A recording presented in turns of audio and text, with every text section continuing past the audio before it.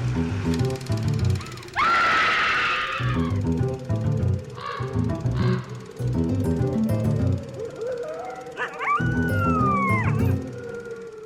everyone, and welcome to Scream Scene, the horror movie podcast where we watch every horror movie ever made in chronological order, and then we rank them from best to worst. My name's Ben. And I'm Sarah. Thank you for listening to us today. How are you doing today, Sarah? Pretty good. It's a beautiful day. That's right. Spring has arrived. More or less. I got the car washed. Yeah. Everything's coming up, Sarah. That's good. How are you?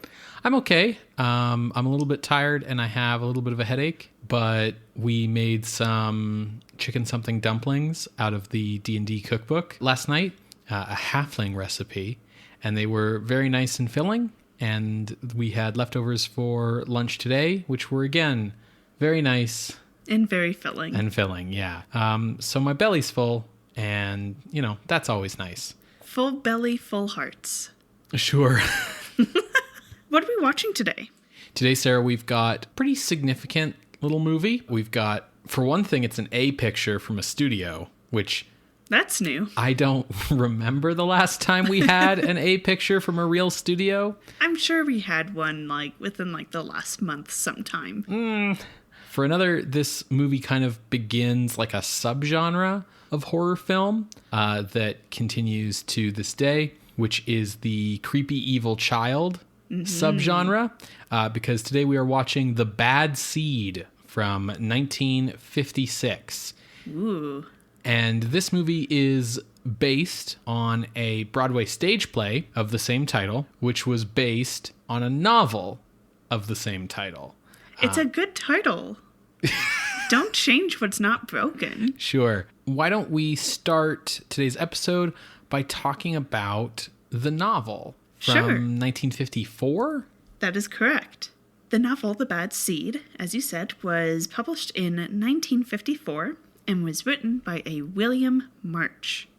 Wait, was written by a William March or just a man named William March? A man named William March. Got it. Rather, he wasn't officially named that. Okay. That's his, author's name. His nom de plume? Yes. He was born William Edward Campbell.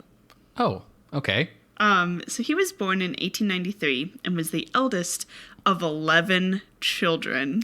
Yeah, that's how that generation rolled. He was born into this working class family, although his father's enjoyment of poetry was expressed with drunken renditions of Edgar Allan Poe's poetry at the dinner table. Great. His mother, Susan March, taught the children to read and write. And with her maiden name being March, that's where he got his writer's nom de plume. Got it. Yeah. While William showed a lot of interest and talent in writing from a young age, he never was particularly encouraged in it because he's the eldest and he needs to go out and get a job. Sure. So he went out and got a job at the local lumber mill, and eventually he would start working at a local law office in Alabama. At 19, he took a high school course at a nearby university, and eventually was able to enroll in the University of Alabama to study law. Unfortunately, he had to drop out due to being unable to pay the tuition. So, at 23 years old, he moved to New York City, began working at a law firm there, and got really into the theater scene there. Oh, sure. So that's 1916. Oof, okay, yep. Yep, so the next year, 1917, the U.S. entered World War I. William joined the U.S. Marines and earned the rank of sergeant. As a U.S. Marine, he and his company participated in every major engagement where the U.S. troops were involved, including the assault on the Blanc-Mont Ridge, where Germany was pushed out of the Champagne region in France. During that engagement, William March left where his shelter was and went to go to the first aid tent to try to rescue some of the wounded soldiers there because the German enemy was coming within 300 meters. But the German army got too close, so he engaged the enemy and was able to push off the enemy soldiers, despite being wounded twice. For those actions, William March was awarded the French Croix de Guerre, the U.S. Army's Distinguished Service Cross for Valor, and the Navy Cross. When 1919 came around, he went back to civilian life, back to Alabama, but with anxiety, depression, and PTSD. Sure.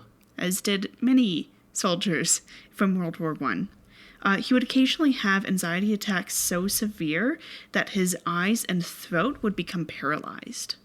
So back in Alabama, he began to work at the Waterman Steamship Corporation, and he rose in the ranks through the 1920s, at the same time reading a lot about psychology, like works from Alfred Adler, Freud, Jung, and started to take creative writing courses at Columbia University.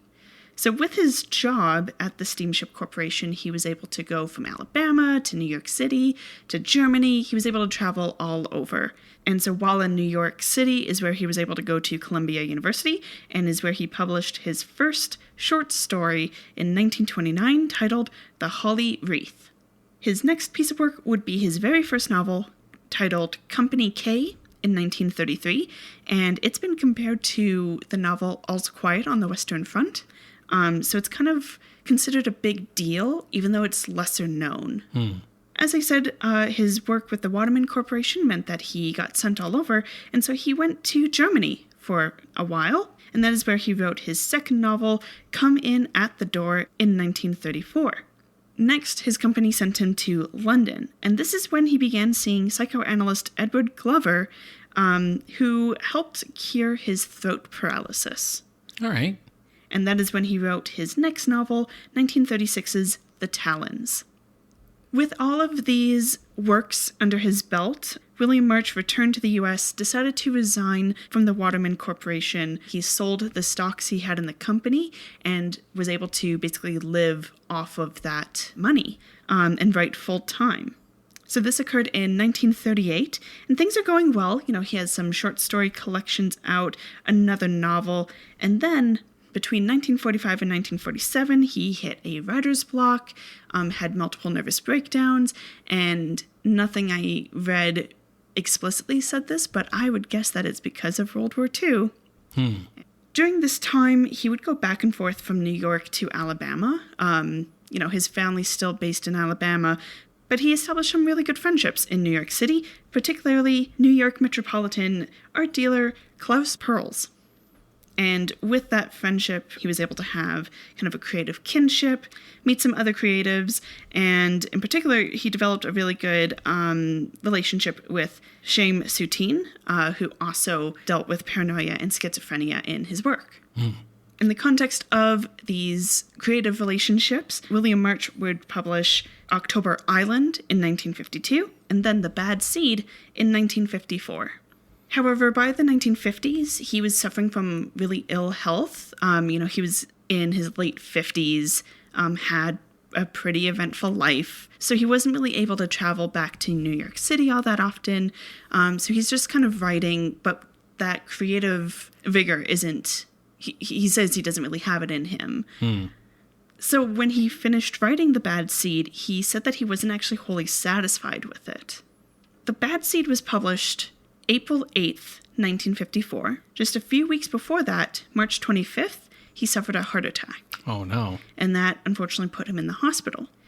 He was able to read the positive reviews that his novel received, and he was discharged from the hospital in late April. Unfortunately, only a few weeks later, on May 15th, he suffered a heart attack while asleep and died at age 60. Oh, that's too bad.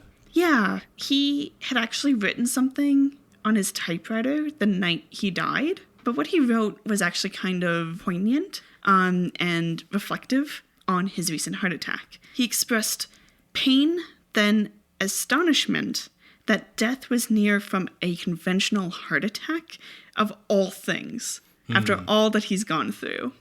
Thankfully, he did live long enough to see some of the reviews that came out about his novel. The Bad Seed was an instant bestseller. The New York Times review praised it as both, quote, an exposition of a problem and a work of art. And in 1955, it was nominated for the National Book Award. However, it lost to William Faulkner's A Fable. So let me tell you about the plot. Of The Bad Seed. Yes. Not William Faulkner's A Fable. Oh, yeah. No, of The Bad Seed. So, Rhoda Penmark appears to be a normal, obedient, relatively pleasant 8-year-old, but other children seem to avoid her. She's moved to a new small town, and her mom, Christine, is a stay-at-home mom, and her dad, Kenneth, travels a lot. At this new school in the small town, there's a tragedy at the school where her classmate Claude drowns. And it appears accidental, except he does seem to have some weird shaped marks on his face, but it's considered a tragedy. He drowned. Now, Rhoda's mother, Christine, learns later that Rhoda actually fought with Claude, and kind of hid that was the case, and it was kind of dodgy about what the fight was about. She begins to question Rhoda's behavior and begins to see that her daughter is actually quite cold, a little manipulative, and Christine starts to think back to some past events where there have been other accidental deaths or tragedies, like a dog that they had that Rhoda really wanted and then suddenly didn't like anymore, and then that dog happened to fall from the second-story window and died. Suspicious. Another case is an elderly neighbor who would babysit Rhoda had like this snow globe, and she would say, Rhoda, when I die, you'll get this snow globe. And Rhoda's like, excellent, I want that snow globe. And then that elderly neighbor dies from a fall down some stairs, and Rhoda gets the snow globe. Throughout this questioning of these past events, Christine is writing down this evidence and writing these letters that she was kind of planning to send to Kenneth, like her husband, but she can't bring herself to actually mail them because it's like telling your husband, hey, I think our daughter's a murderer, like that's pretty big. During Christine's investigations, she discovers that she herself is adopted and is the daughter of a serial killer. You know what they say, it skips a generation. Exactly. And so she fears that she has passed on the bad seed to Rhoda. Meanwhile, there's a maintenance man named Leroy, and he teases Rhoda. You know, he's a little cruel to her and doesn't actually believe she is responsible for Claude's death, but will like say that she is to kind of try to get a rise out of her. And one day he's like, yeah, and I bet those weird marks on his face were from the bottom of your shoe. And Rhoda's reaction makes it clear that, yeah, that's what happened. She hit him in the face, and that's how he drowned. So Rhoda traps Leroy in the shed and sets it on fire, and he burns up and dies.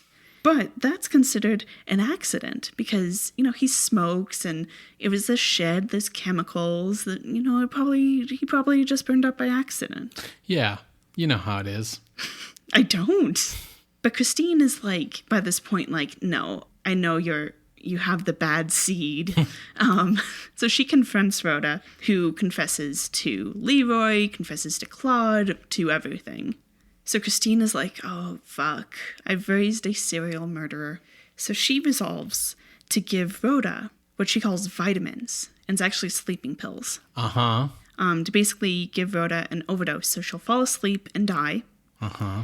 And after she gives Rhoda these pills, she shoots herself in the head. Well, when I read this, I was like, holy shit. Like, okay, anyways, let me continue. The landlady overhears the shot and rushes in, sees that Christine is dead and that Rhoda is unconscious. So she rushes Rhoda to the hospital and saves her. Yeah, geez, Christine, like, I get your, like, existential issues here about your child being a serial killer and, like, how that might, you know, really push you to make certain decisions, but maybe you could have waited until after you were sure that the bad guy was dead. Everybody believes that Christine had a mental breakdown, and Rhoda destroys any evidence that Christine gathered, including the unsent letters that were going to go to Kenneth. Kenneth comes home, it's a whole tragedy, but everyone is none the wiser. Rhoda can kill again. Brum, brum, brum. So this was a huge hit, and I would suspect part of that is because it's building off of the juvenile delinquency fears that had been growing since like the 1940s. Right. For example, like Val Lewton's Youth Runs Wild film from 1944, just as like a case in point. Yeah, and like the U.S. Senate investigations into juvenile delinquency had happened in 1953, which ultimately blamed comic books. Yeah, and I think there's also a tie to, oh no, my kid keeps skipping school. It must be something that I, as a parent, did. Right, or like the fear of like nature versus nurture. Exactly. Right? Because the deal here is the suggestion is that she's evil because grandma was evil. Exactly. These questions of like nature versus nurture and psychological examinations of characters is all present in March's other works. So some contemporary reviews. I mentioned the New York Times review earlier, but for the most part, it was considered, quote, dark, original, yet ultimately appalling. Sure. And I do want to note that even contemporary reviews did call out the false idea of someone having genetic predisposition to murder. Right. But they were like, but besides that... Yeah, and this is a really good book. I feel like the 1950s would have been a time where people would still have been like grappling with like what is hereditary versus what is not. Yeah. There's one quote that I noted where someone was like, the granddaughter of a murderer is no less likely to murder as the granddaughter of a seamstress. Sure, yeah. So it was published April 8th, 1954. But it got such rave reviews. The fact that its author died probably helped with a bit of that publicity. Sure. And the play adaptation opened 8 months later, December 8th, 1954. That is fast. Yes. Like for a play adaptation, like for someone to look at the sales of the book, be like, let's make that a play, write that play, cast that play, do rehearsals, do previews, and then get up on to Broadway in 8 months is pretty wild. Well, they had a real professional doing it. Okay.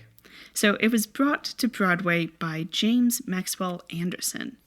Does that name ring any bells to you? Not particularly. He is an extremely big deal in his own play, right? Gosh. Thank you.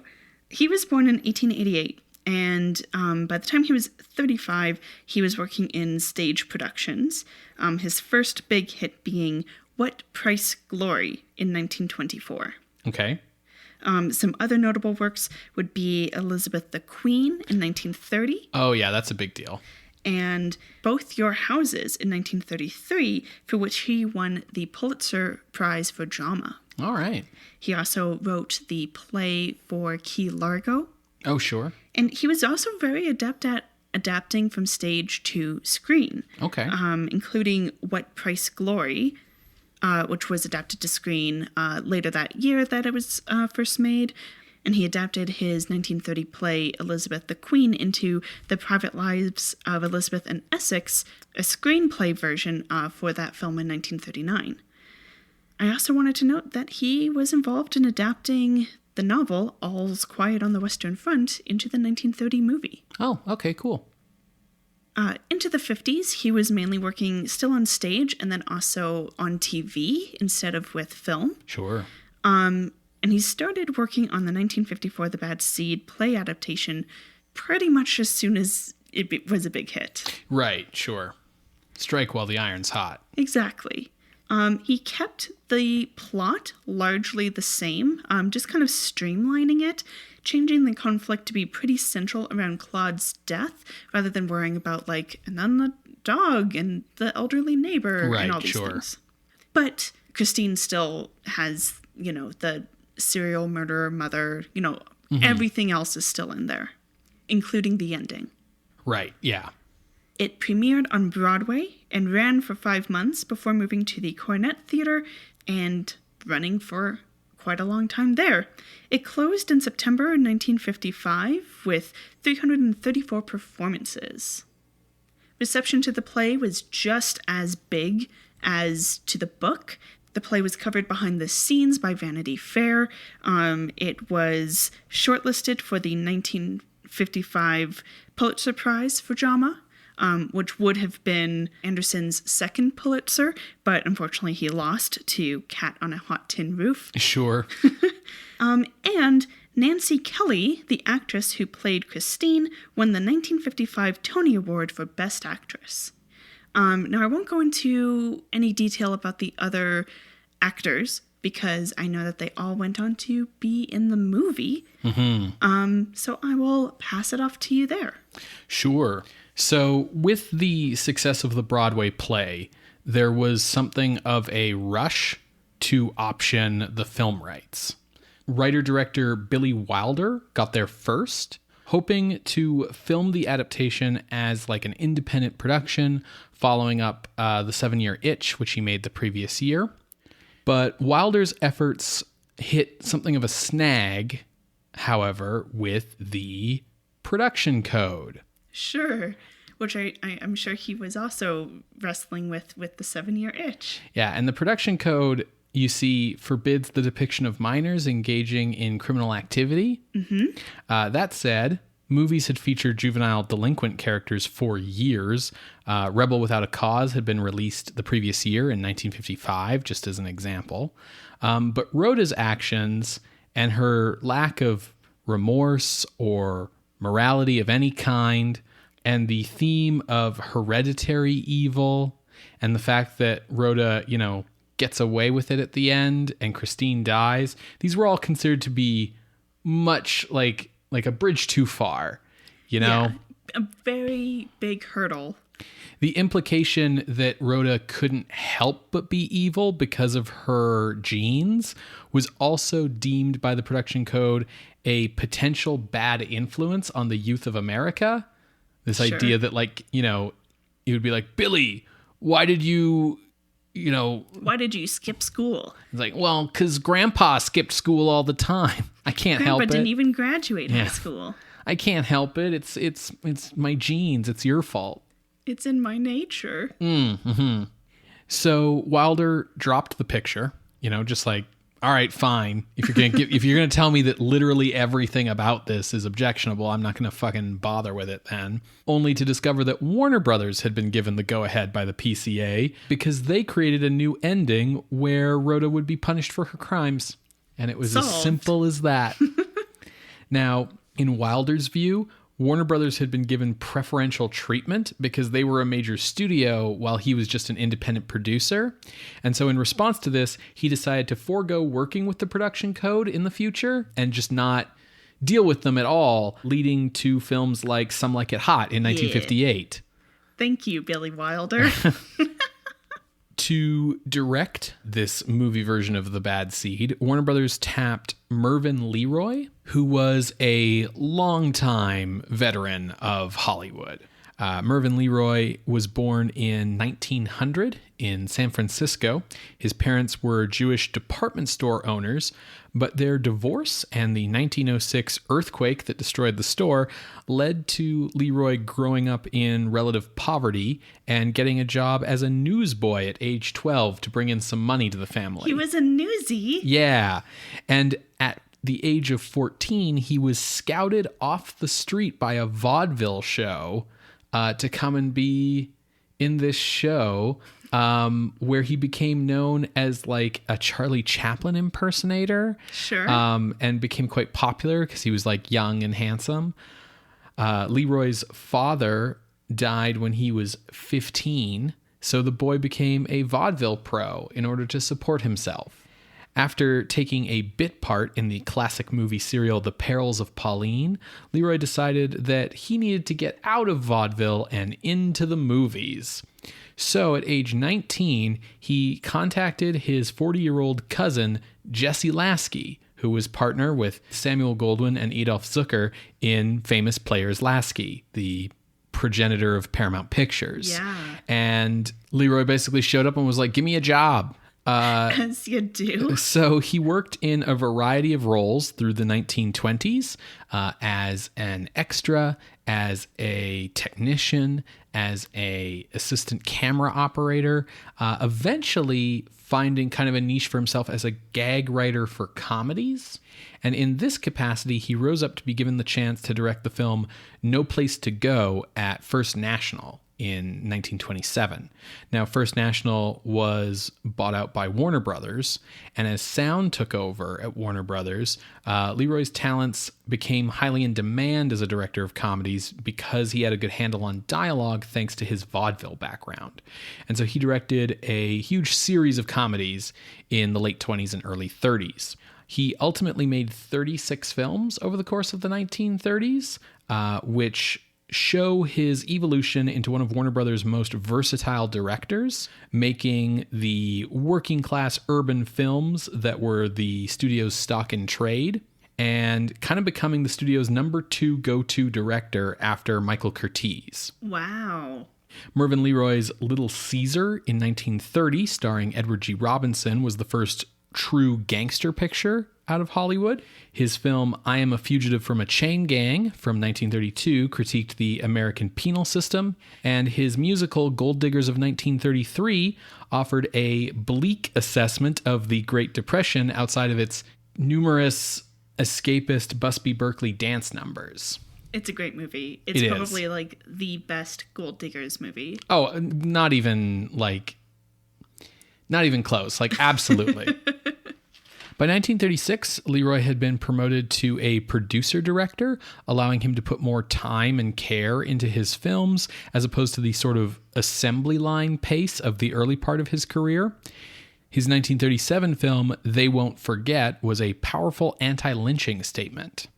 Wow. In 1938, LeRoy was poached by Louis B. Mayer to come over to MGM as a producer, specifically as executive in charge of production for the studio. Oh, that's a big deal. Yeah. His signature production in this role was a little film he began prepping in 1938 called The Wizard of Oz. Oh, shit.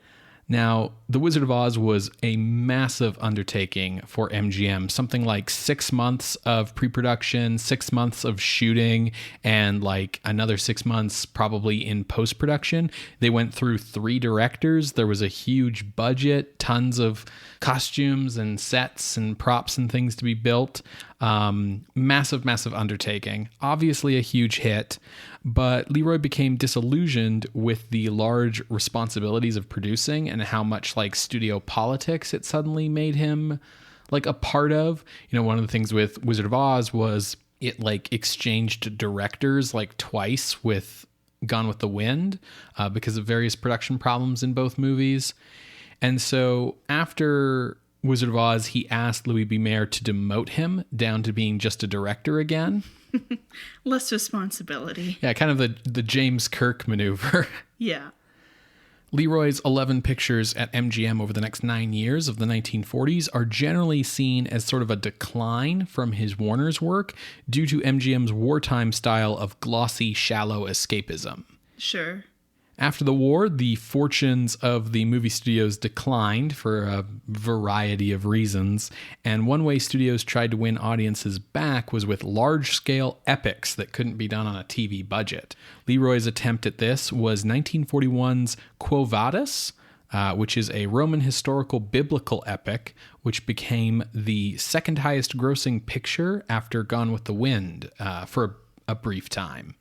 Wow. Set off a trend of big budget, widescreen, Roman historical biblical epic films, you know, The Robe from 20th Century Fox, or Ben-Hur from MGM later that same decade, Spartacus from Stanley Kubrick, etc. Yeah.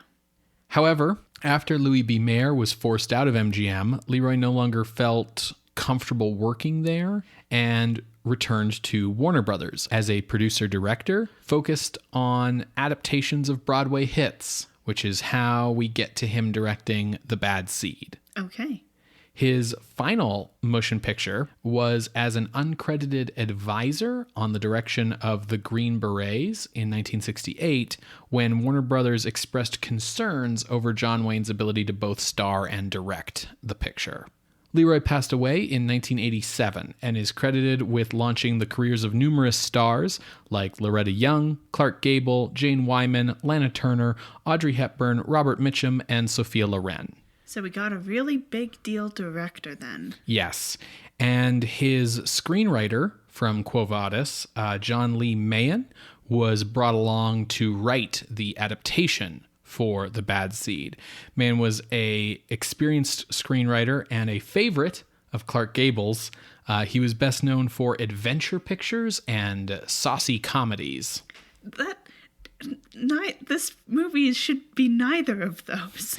Yeah, but like this movie also isn't like a social justice, giant, large scale musical fantasy biblical epic. So like Okay. I won't put them in a corner. Born in 1902, Mahan was the son of a newspaper advertising man. He attended Harvard, and he started out reviewing movies in New York in the 1920s before becoming friends with screenwriter Ben Hecht, who convinced him to move out to Hollywood with him. Hecht and Mahan began working on screenplays together, with Mahan collaborating with Hecht on 1932's Scarface. Ooh, that's a good movie. The strength of Scarface led to Mahan signing a contract with MGM. He wrote the film Red Dust, among many, many others, but Red Dust featured a star-making turn for Clark Gable. Mahan wrote tons of films for MGM, most often with either director Victor Fleming or director Mervyn LeRoy.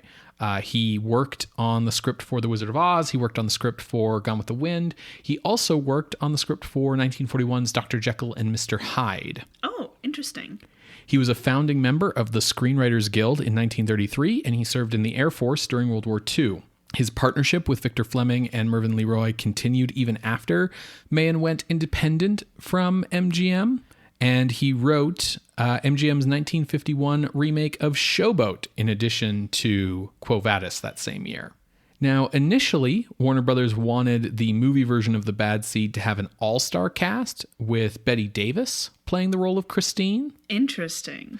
But LeRoy insisted on retaining the original Broadway cast for the adaptation. LeRoy's basic, strat for the movie was, if it's not broke, don't fix it, essentially.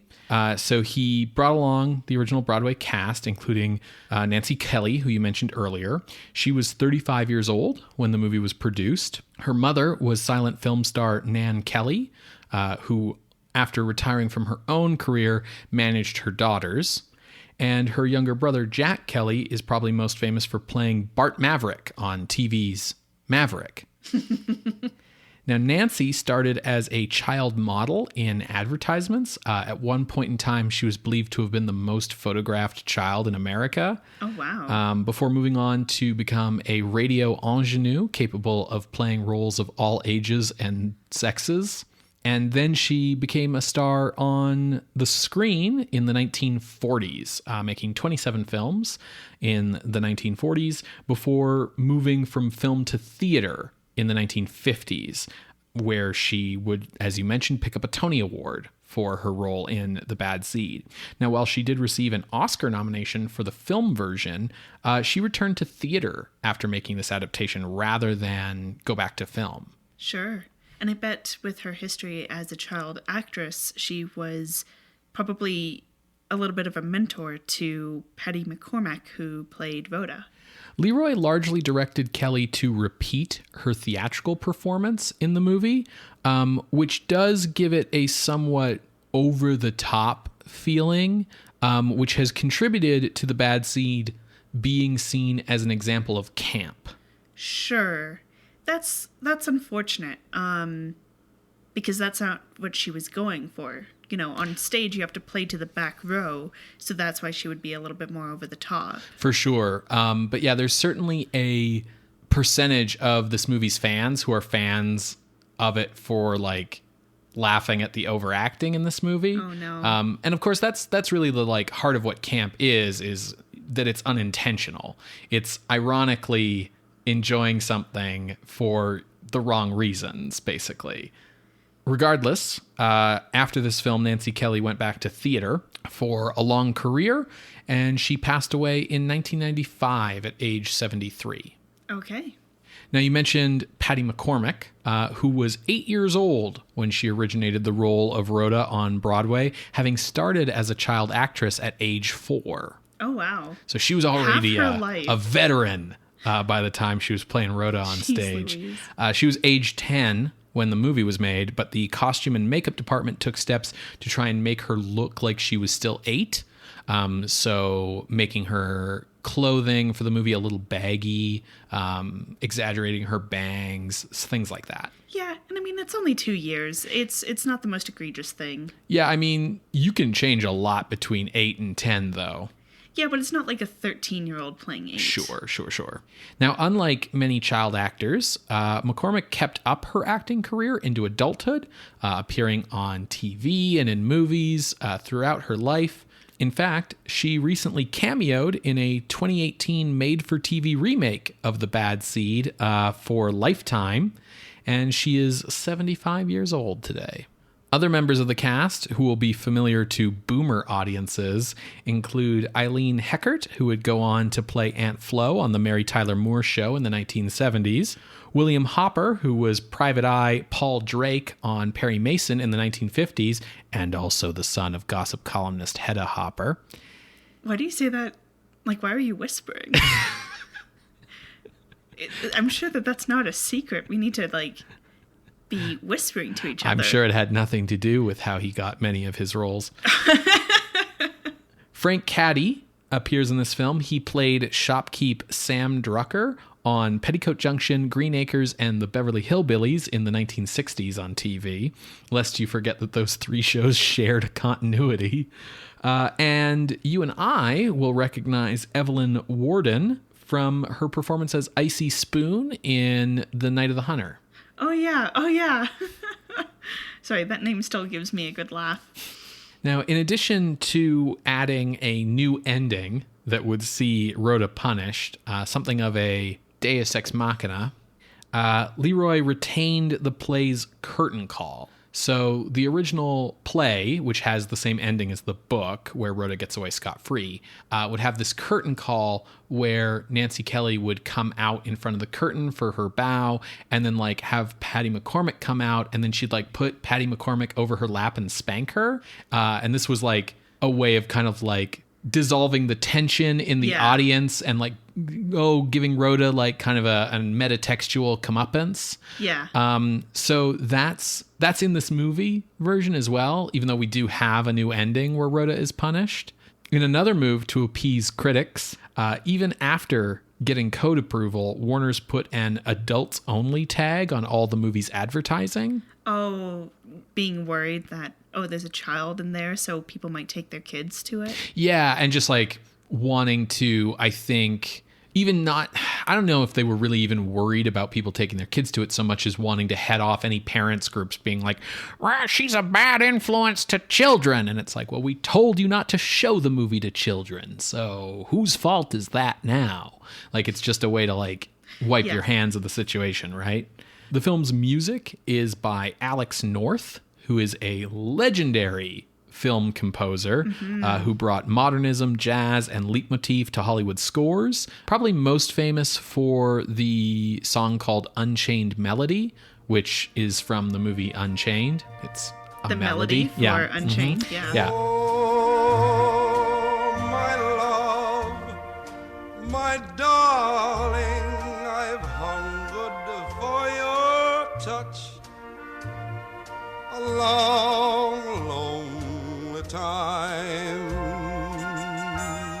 Films North scored include A Streetcar Named Desire from 1951, Death of a Salesman from 1951, Viva Zapata from 1952, Les Miserables from 1952, Spartacus from 1960, Cleopatra from 1963, The Agony and the Ecstasy in 1965, Who's Afraid of Virginia Woolf in 1966.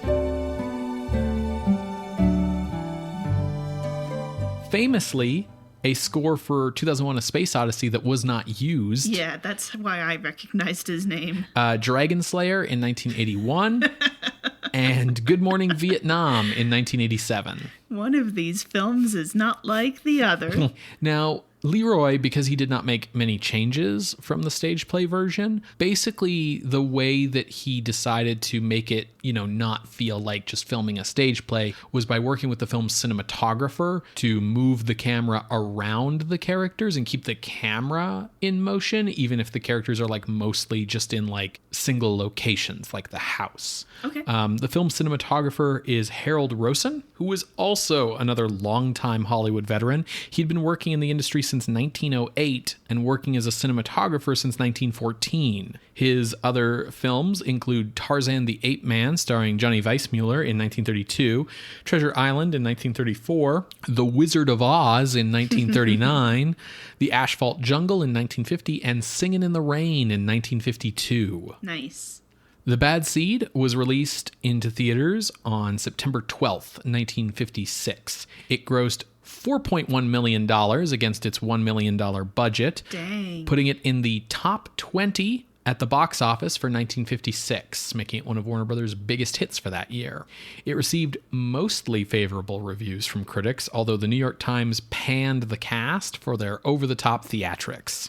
Nancy Kelly and Patty McCormack were both nominated for Oscars that year. Nancy Kelly was nominated for Best Actress. She lost to Ingrid Bergman in Anastasia. And Patty McCormack was nominated for Best Supporting Actress, losing to Dorothy Malone in Written on the Wind, while Harold Rosen was nominated for Best Cinematography Black and White, which he lost to Somebody Up There Likes Me. I guess somebody up there didn't like him. Yeah.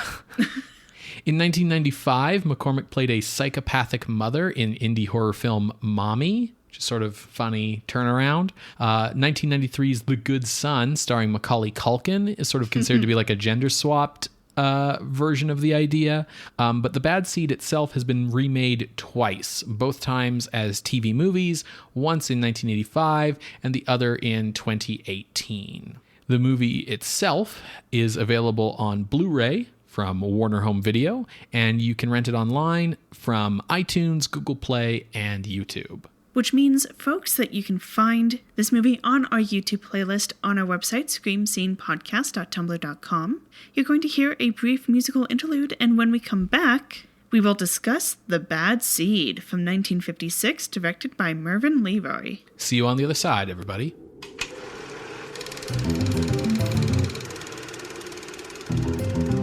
Hey everybody, I'd like to give a quick trigger warning that our discussion of The Bad Seed is going to include discussion of suicide, murder, mental illness, and, obviously a variety of domestic issues.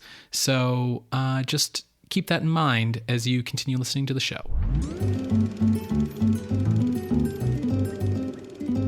Welcome back to Scream Scene. We just finished watching The Bad Seed from 1956, directed by Mervyn LeRoy. One of those two. One of those two.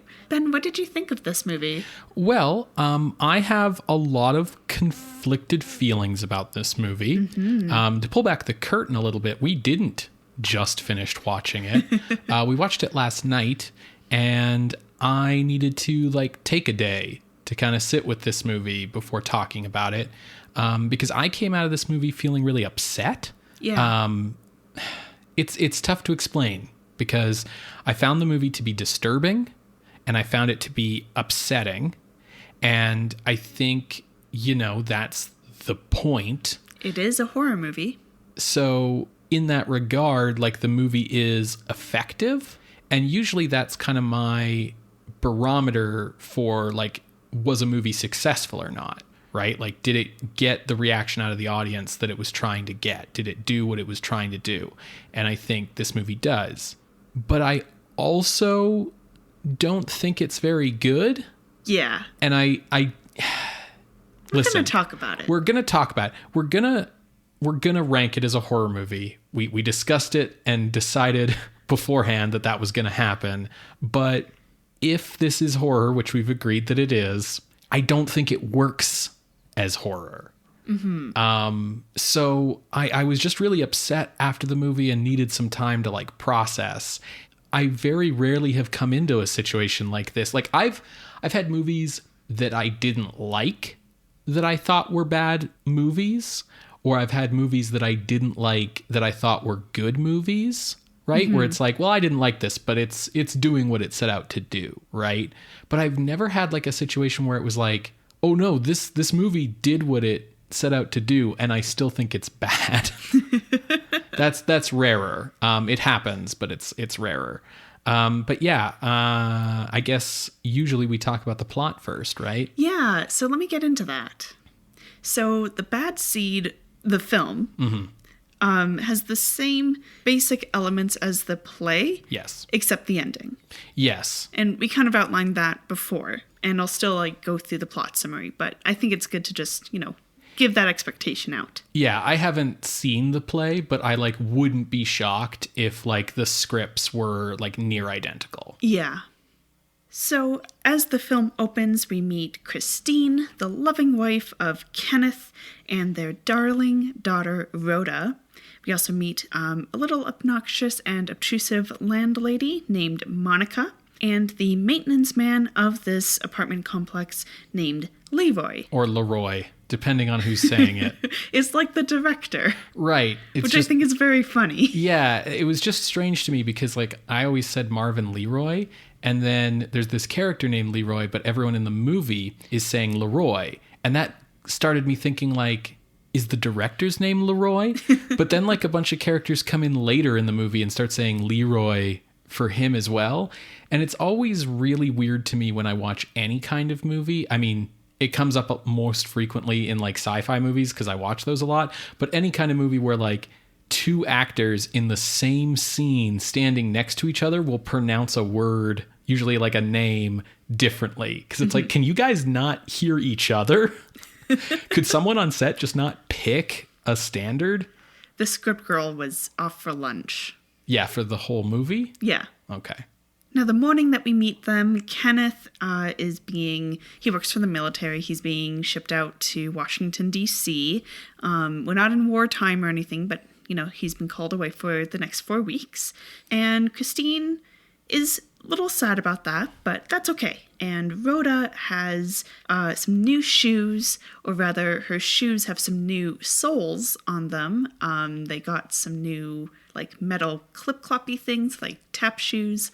Yeah, cleats. Cleats. Yeah. Tip-tappies, Right. And Rhoda is also greatly spoiled by Monica, always getting these little gifts like sunglasses, this locket, all sorts of things. Rhoda is having a school picnic, and before Christine takes her daughter to this picnic, Rhoda throws a little tantrum because she lost the penmanship competition at school to a boy named Claude Daigle.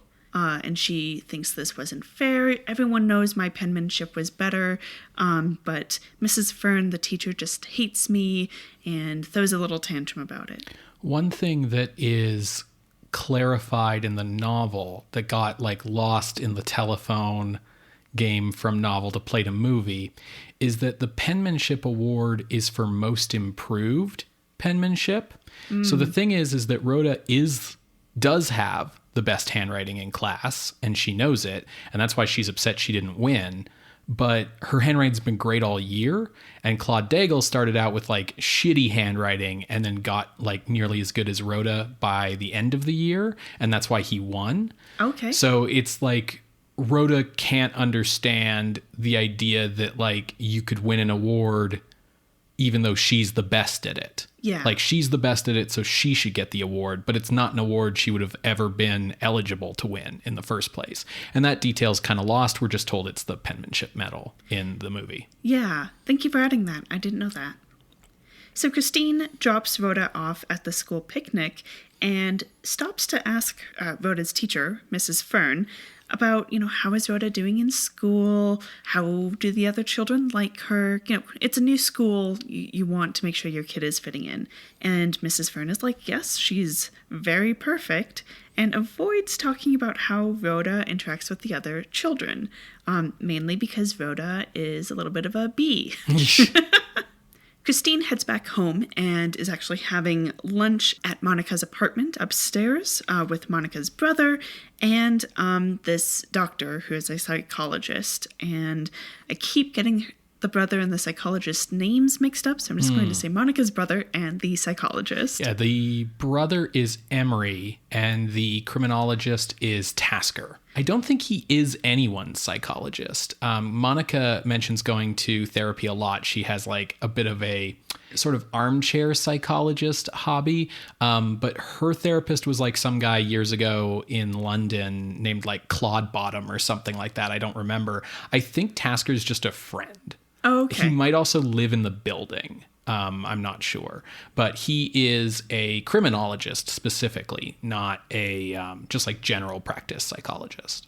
And that's one of those, like, when you're watching a horror movie and a character gets introduced and is like, oh yeah, I'm a criminologist. You're like, oh, you're going to be called upon to give exposition later. I see. Absolutely.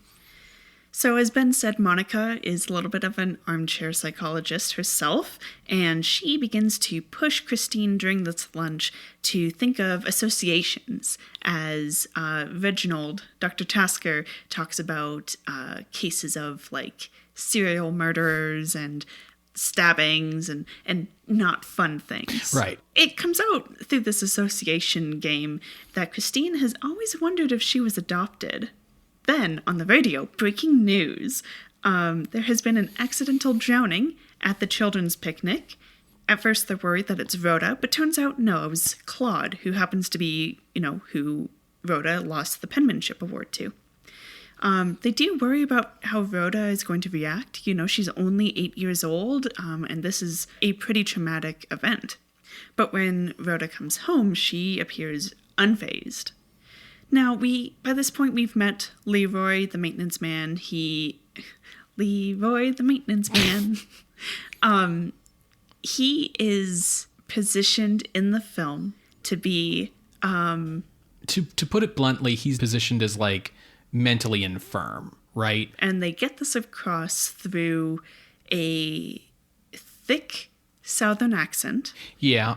With like a little bit of like a Lenny from Mice and Men vibe. Yeah, he's positioned as being like impaired mentally, but despite that, like he is also characterized as being quite clever in his own way. In his own way, also very mean-spirited. Yeah. He teases Rhoda, like splashes water purposefully on her shoes, for example, and also mumbles to himself about, like, Christine's all alone. Maybe Leroy can get in town. Which never goes anywhere. So it's just, like, to position him as, like, oh, he's going to be, like, a little bit of a villainous character. Yeah, it's almost as if they're trying to set up like the idea that, oh, maybe Leroy killed the boy or whatever, like trying to position it as if like he's like a red herring, except that like that doesn't super work when like the premise of your movie that everyone who bought a ticket knew going in is that, it's the little girl. Yeah. I felt like it was more to justify what will be coming to him. Oh, sure. We need to show him as being particularly shitty so we don't feel particularly bad about his fate. That feels like a code thing, yeah. Yeah. That being said, this is the same actor from the stage play, so maybe this was how he performed it then as well. Sure, yeah. Anyways, so Leroy bugs Rhoda about Claude drowning, saying like, why are you out playing? Your classmate just died. She's like, why should I be sad? I'm not the one who died. And then goes off eating her sandwich. Yeah, Leroy sort of has Rhoda pegged in a way the other adults don't, because like she's super polite and sweet and like perfect. Just perfect. Like capital P perfect. Yeah, and because Leroy's a mean-spirited shit, it's like recognizes like, yeah. Right? So he can tell that Rhoda is also a mean-spirited shit, which is why he's giving her such a hard time. Yeah. Now, while Rhoda is out playing, Mrs. Fern comes to Christine and, says, yeah, Rhoda was the last to see Claude alive. Oh. That penmanship pin is missing. Ooh. And the pin is kind of like a ribbon thing, just to kind of visualize it. And before the incident, Rhoda, some of the other children saw Rhoda constantly trying to grab the pin off of Claude's shirt. Mrs. Fern, kind of dances around the issue, but is like, there might be something more to this. It's a very frustrating conversation for Christine, because Mrs. Fern is basically like, oh yes, we're all just very worried about Rhoda because of course she was the last one to see him alive, and that could be very upsetting for a girl. And we're not saying that she did anything wrong, but she was the last one to see him alive. Not that we're saying that she has anything to do with him having died, but she was pushing him around a lot before he died. Not that we would be implying anything about her, but we are going to say that we don't want her back at the school next year, even though she is a totally perfect and sweet little girl, but she was seen on the beach after Claude died. So, there's nothing to be upset about, but don't bring her back to the school. Yeah. During that whole conversation, Mrs. Daigle, the wife, the mother of Claude, barges in. She is drunk, and Mr. Daigle follows, not drunk, but having difficulties getting his wife home. So Mrs. Daigle barges in, and she says, oh, I know something's being hidden. Where's the pin? I know you're hiding something, Mrs. Fern. Like, something's going on here. So Mrs. Daigle gets taken home by Mr. Daigle. Mrs. Fern leaves, and Christine's concerns over Rhoda's behavior and lies about seeing Claude in the first place or anything like that, all of those concerns surface when she happens to find the penmanship pin in Rhoda's room. Christine confronts Rhoda, and Rhoda lies again, saying, no, Claude gave it to me. I gave him 50 cents, and because I gave him 50 cents, I got the pin. Yeah, but she's not, like, she's good at lying, but she's not good at lying, like, immediately. Yeah, exactly. So it is one of those things where it's like, I'm going to talk more about this later, but it's very Trumpian. It's like, yeah, no, I had nothing to do with that. I've never even heard of Claude Daigle. What are you talking about? Let's talk about how great I am and something different. Well, maybe I did see Claude a few times, but he gave me the pin. It was totally innocent. Okay, maybe I did push him around a bit, but, like... Yeah, absolutely. So during this whole time, Christine has been ruminating on the association thing that Monica kind of put her through earlier. So she arranges for Dr. Task, Reggie, to come over for some drinks, and then later that evening, a visit from her father, who she hasn't seen in like a year. So she's very excited about her father visiting, who also happens to be a reporter on crime stories, has written some fiction as well. Dr. Tasker is very excited to meet him as well. During drinks, Christine asks Reggie about hereditary inclinations to violence. She does this under the guise of like, oh yeah, I'm going to write things. But like, it's really, no, I want to know if my kid is terrible. It's one step up from I'm asking for a friend of mine. Exactly. Now, Dr. Tasker is like, yeah, there are cases of it. And Christine's dad is like, no, there's not. That's a whole lot of bunk. And so we have this kind of nature versus nurture discussion starting in that scene.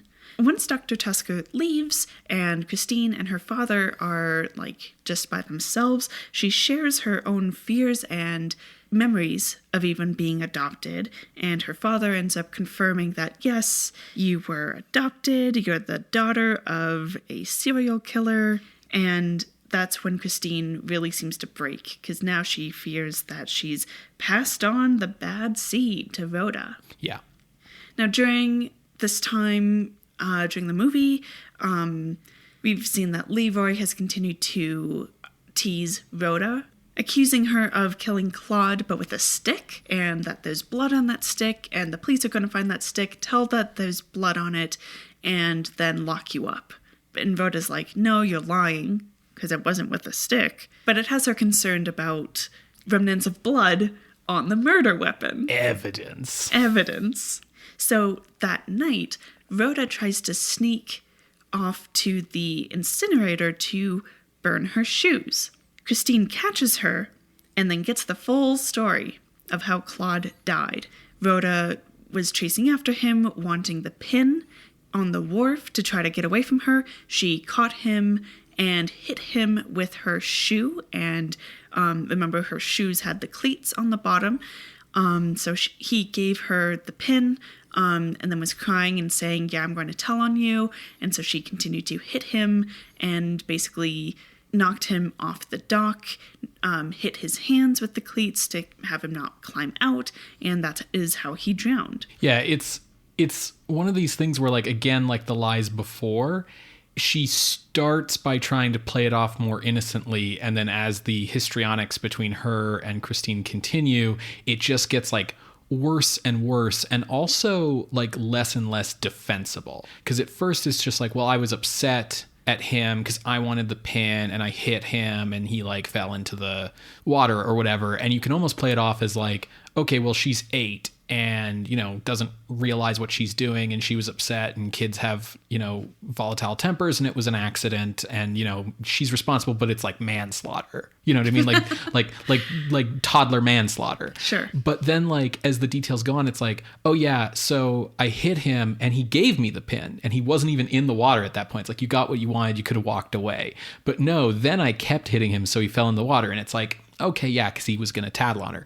And then it's like, and then he tried to climb out. yeah, because it's they found these crescent-shaped marks on his head and his hands. So, like, mom's like, well, why did you hit his hands? And she's like, oh, because he was trying to climb up, and I fucking Scar and Simba'd him into the fucking water. Like, long live the penmanship. Yeah, exactly. Like, and so once you get to the like, oh no, I purposely stopped his attempts to save himself, that's when you like cross the line from like manslaughter to like second-degree murder to like first-degree murder.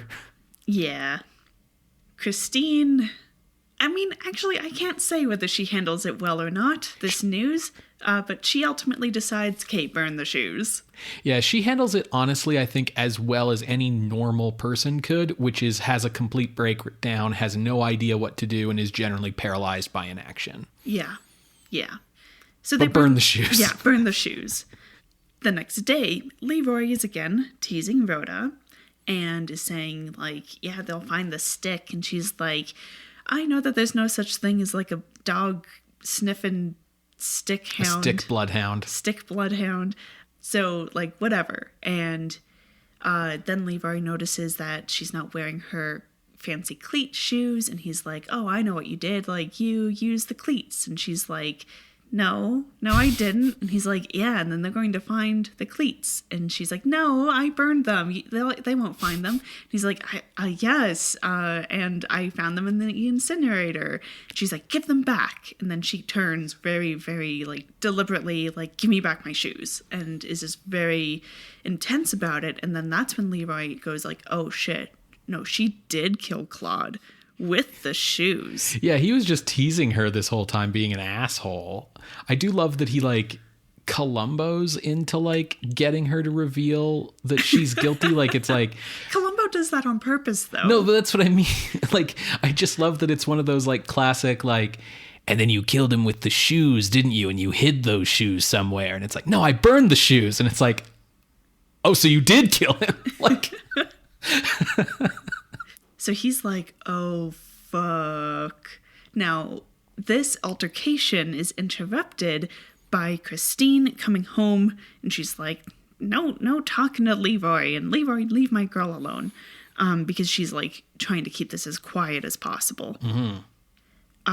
After that altercation, LeRoy goes to the incinerator, sees that, indeed, the cleat shoes are in there, and he's like, oh, fuck.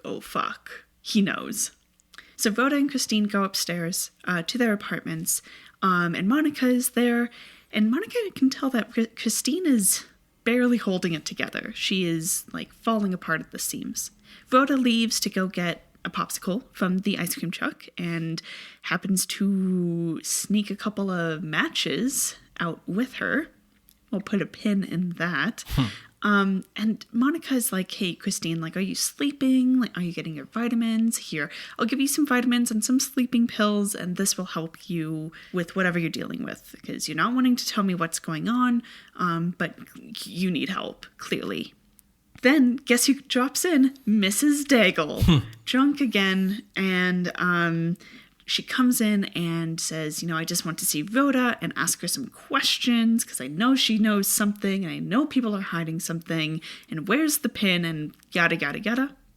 Now, Rhoda does come back in and is interrogated a little bit by her, but manages to get out thanks to Monica. And Christine is, again, clearly struggling to hold things together because before, when Mrs. Daigle was around, Christine didn't know anything and just had like mild suspicions. And now she knows the full story and can't bear to see Claude's mom like this. Yeah. She manages to get Mrs. Daigle to leave, and Monica comes back in and says, Rhoda went out to play. And they're talking again about the sleeping pills and the vitamins. And then suddenly Rhoda comes in and just goes immediately straight to her piano room and starts playing the piano. And that's around when Christine and Monica hear faint muffled cries of help. And they're like, well, what's going on? And it's a little hard to hear because the piano's so loud. As the cries for help grow louder, they notice smoke outside. And they realize that Leroy, who is down in like the basement shed, is stuck inside while there's a fire.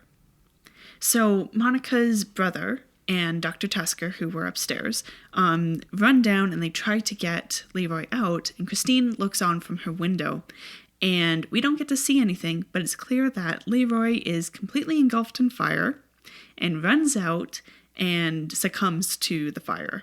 Yeah, like we're on Christine's face looking out the window the whole time. But yeah, it's like he's running around in front of her on fire, collapses, and dies. We like hear like him gurgling to death, basically. Yeah. Dr. Tusker and Monica's brother do manage to put out the fire, and they say, I think it was just like a cigarette lit some straw. But Christine knows differently. She saw Rhoda trying to grab some matches and told her not to, but Rhoda snuck some anyways. And Christine also knew that Leroy was asking about Claude. So she's put two and two together, and she's like completely in pieces. Yeah, and like Rhoda was playing her piano the entire time too. Like when like there was a very loud dying man like outside, right? Like through that entire scene where we're hearing his screams, we're also hearing Rhoda's piano like clinging through the same fucking like little kids practice piece over and over again at like an increasing pace. Yeah. That night, Christine appears calm. She's reading a bedtime story to Rhoda, and Rhoda keeps interrupting, saying like, Leroy, it was me? Okay. And Christine's like, yeah, don't worry about it. It's okay. It's fine. And ends up giving Rhoda these sleeping pills. Now, what's interesting is she's like, yeah, we have some new vitamins for you. And Rhoda's like, oh, can I see the bottle? Which is like, why are you asking to see the bottle, Rhoda? Because Rhoda's clever. Yeah. But the bottle says vitamins, so she takes them and takes like 6 or 8 of them. Yeah, which is what Christine tells her to take. The movie's set up that she already was like taking like vitamins, like fucking, not Flintstones chewables, but basically, little kids vitamins or whatever. So It's not like this is like a totally new thing in their routine. It's just like, oh, this is a new type and you have to take like 10 of them at once. That's just how they work. Yep. And they're from Monica, so you know that they're fine. Yeah. So she drugs Rhoda and then carries her off to bed. And then we see Christine head into her bedroom, close the door, and then we hear a shot. Cut to, we are in the hospital. And Kenneth is waiting there along with Monica, Christine's dad, Monica's brother, and Dr. Tusker. And it's made clear that Christine is in critical condition and in a coma. But, at least Kenneth still has Rhoda. Because, as Monica kind of explains, I heard the shot, went in, got Rhoda to the hospital, and Christine to the hospital. Yeah, so they like pumped Rhoda's stomach or whatever. Yeah. And so they don't know why Christine did any of this, because Christine, a couple times tried to call Kenneth and then thought better of telling him all of this news over the phone. So no one knows anything about Rhoda. Now, that night, Rhoda sneaks out in the middle of a rainstorm. At one point, she had asked Christine, where did you end up putting my cleats? Because we took them out of the incinerator. Yeah, because the most of the shoe burned, but like obviously the metal wouldn't. So it's like, what did you do with the metal? And Christine says, I put them in the water out by the pier where Claude happened to die. So Rhoda is going out there to go find it. And as she is making her way in the rainstorm, we cut back to the house, and Kenneth gets a phone call from the hospital that Christine is out of the coma and she's alive. And she's like, oh, I hope you can forgive me for the things I've done. And Kenneth's like, don't worry about it. Just get your rest. Everything will be fine. And they're like, oh, I love you so much. We cut back to Rhoda getting a fishing net out of the boathouse and trying to fish out the pieces of metal when suddenly lightning, and she blows up. She blowed up real good. She blows up. The end, but wait. We get the curtain call, and we end on Christine's actress, Nancy Keller, who goes, and then as for you, little girl, and goes over to Patty McCormack and spanks her, and she's like screaming no, but like laughing about it's a it. gag, yeah. And that's the end. That's a lot of movie because there's a lot of dialogue in this movie because it's like a filmed stage play. Yeah. But, And you have to like give all the details in a plot summary because, you know, this movie, this stage play is like a firm Chekhov's gun believer. Like everything that happens gets set up earlier in the movie to some degree or another. Yeah. Right. Which I do appreciate. Like the script's very tight that way. Like even Christine's suicide is set up because we know that they have a gun in the house from like an early scene when she's talking about how she doesn't like guns, and she's like, I don't even like the fact that Kenneth keeps a revolver in the house, right? So like every little thing does get set up and then paid off. Yeah. How about you tell us about your strong feelings about it? Or do we want to talk, how would you like us to approach this? I don't really know because like I feel like I don't know really where to start, but if I start somewhere, I'll just keep going. Okay. So do we want to talk about kind of the movie first and then your response to it? Yeah, or like I don't know. I want to hear what your thoughts are and like what you thought and what did you like and stuff, because I feel like I said, once I get going, I think I'm just going to keep going. Fair enough. This movie felt far too much like a play for my liking. Their interactions felt too staged, which is weird because there's moments in, for example, Dracula, where you know that Lugosi and Edward Van Sloan have rehearsed and done this scene countless times, and they carry it off beat for beat really well. Thinking specifically of like that crucifix in the face scene. Yeah, you know? The confrontation scene in like the living room. Yeah. In The Bad Seed, they kept talking over each other, and I think that was done in a way to make it feel more like real. Yeah, more naturalistic. But it just felt like, oh, did you jump in ahead of time by accident? Like the way that they interacted just felt way too staged. Yeah, you've basically immediately hit on what my big problem with this movie is, and I think I can talk a little bit about it without getting too much into my whole spiel. But you know, before we watched the movie, I talked about how like there's a certain response to this movie that's like, this is a camp movie because everyone's performances are so over the top, because they didn't really tone it down from their stage performances, and so things are a little bit histrionic. And that's all true, but I think a thing that should be made clear is I think the cast all give very good performances. It's just that they are definitely theatrical performances. Like they have not changed what they're doing at all, and so they are delivering performances that are for the stage. And which is surprising, especially from like Nancy Kelly, who you said did film work before going to the stage. So I thought she would bring some of that back. Well, we know that Mervyn LeRoy basically like decided to just have them do their stage performances under the like, if it's not broke, don't fix it philosophy. The thing about Kelly is I feel like she bears the brunt of this criticism a little unfairly, probably because for the most part, she's on screen almost the entire movie and has the most like visible emotional breakdown. Yeah, her role is the most dynamic. But I don't think her portrayal of Christine's emotional descent, her breakdown, is very effective. It's heart-wrenching. To me, it felt very real. It was one of the things that made the movie really difficult for me. One of the things that left me upset after watching it is that you're essentially watching like the 2-hour sustained emotional mental breakdown of a woman. Yeah. Right.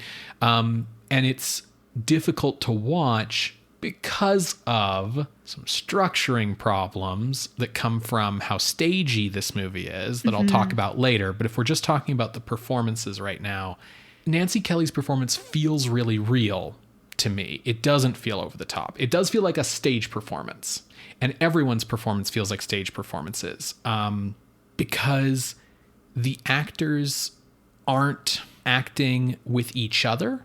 They're not acting at each other. They're acting at the non-existing audience. Okay. Because in theater, that's really common. You act to the audience. I mean, soliloquies are like the ultimate act to the audience thing. And the movie even includes some soliloquies in it. And it works on stage. If you are going to do it in movies, people do it, and this movie does it this way. People do it so often as if they're trying to stage it like the characters are just talking to themselves, like as if that's a thing that people do. Like once all their friends leave a room, they just sit down in a chair and say, "Oh, what am I going to do though? I'm so afraid of Rhoda," and blah, blah, blah. Usually it doesn't work because A, people don't do that, and B, the dialogue usually has been expressly written by the writer of the play as if the character was talking to the audience. Yeah. The only way to make soliloquies work in film is to literally have your characters break the fourth wall. They have to do the Ferris Bueller thing and look right at the camera and talk to the movie audience the same way that actors do on stage. Yeah, like whether that's Laurence Olivier in Richard III III. or The Office. Right. Yes, precisely. The actors, because they're doing this stage style of acting, they're acting to an audience that doesn't exist. And because the movie's being filmed like a movie, they aren't acting to camera. They're often like delivering monologues to off camera.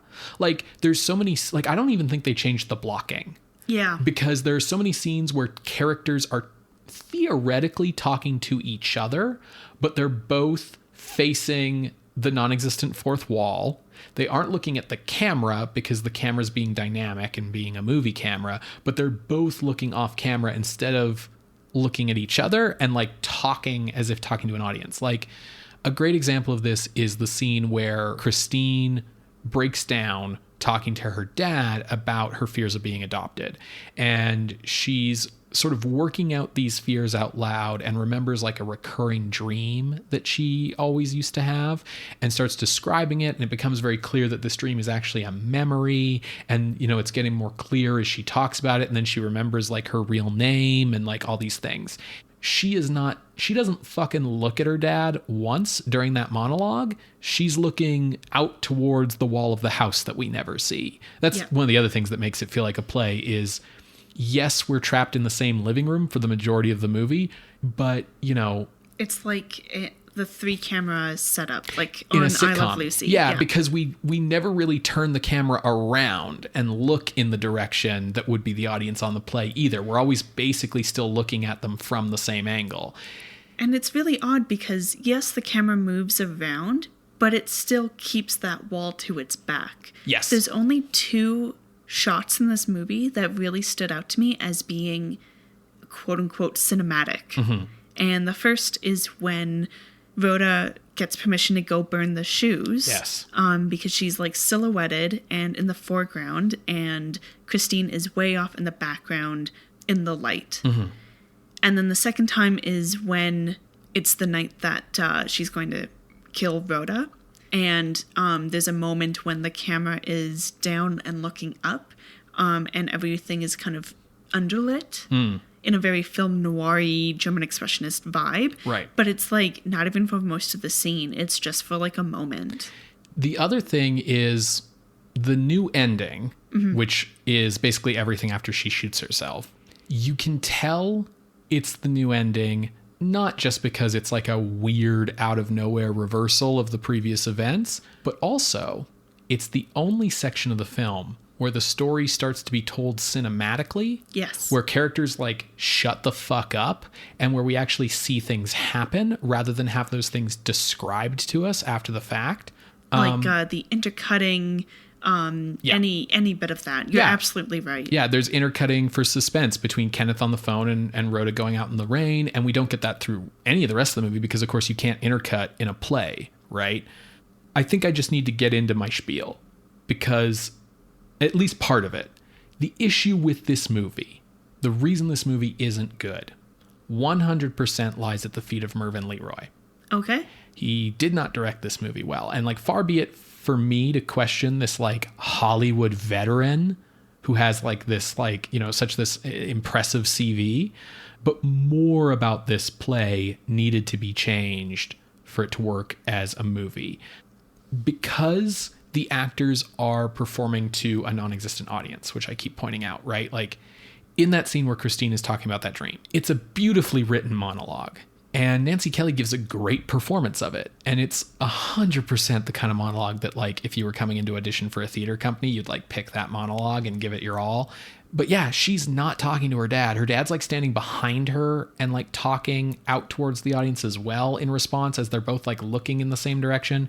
And because the actors aren't really responding to each other, it creates a very super disquieting effect, this very upsetting, disturbing effect, in that it seems like no one in this movie is paying attention to each other. So like, it's super fucking obvious that Christine is having a nervous breakdown way before anyone in this movie notices it, because she's talking to people. Like Monica eventually notices it, and it's almost like she just kind of notices. Like how Christine is acting, how Nancy Kelly is acting is not in sync with how the other people in the story are perceiving her. And you don't notice that as much in theater because the performance in theater, the subconscious understanding of theater that you have when you watch it is the actors performing to you, which means that their expression of their internal feelings can be external in a play. And you understand that that's kind of for you to understand Yes. their inner turmoil and not for the other characters? Right. Okay. In cinema, you can do all of that if you want. Like, you can have really theatrical performance styles. But the baseline understanding, the baseline subconscious understanding that audiences have of movies is that they are far more quote-unquote realistic, in that they are supposed to be way more like if you just put a camera on these people as they were in the moment. Obviously, there's a whole bunch of stuff we can get into about how that's not really the case and blah, blah, blah, blah. But especially for like a mainstream studio Hollywood movie, that's the audience expectation. So you get this thing where like, it feels like Christine breaks down too soon in terms of how the other characters react.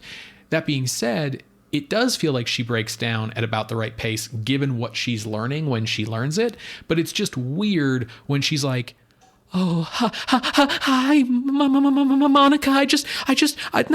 Nothing's wrong. I'm just, everything's fine."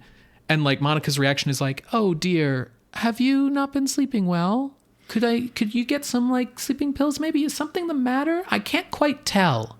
Yeah.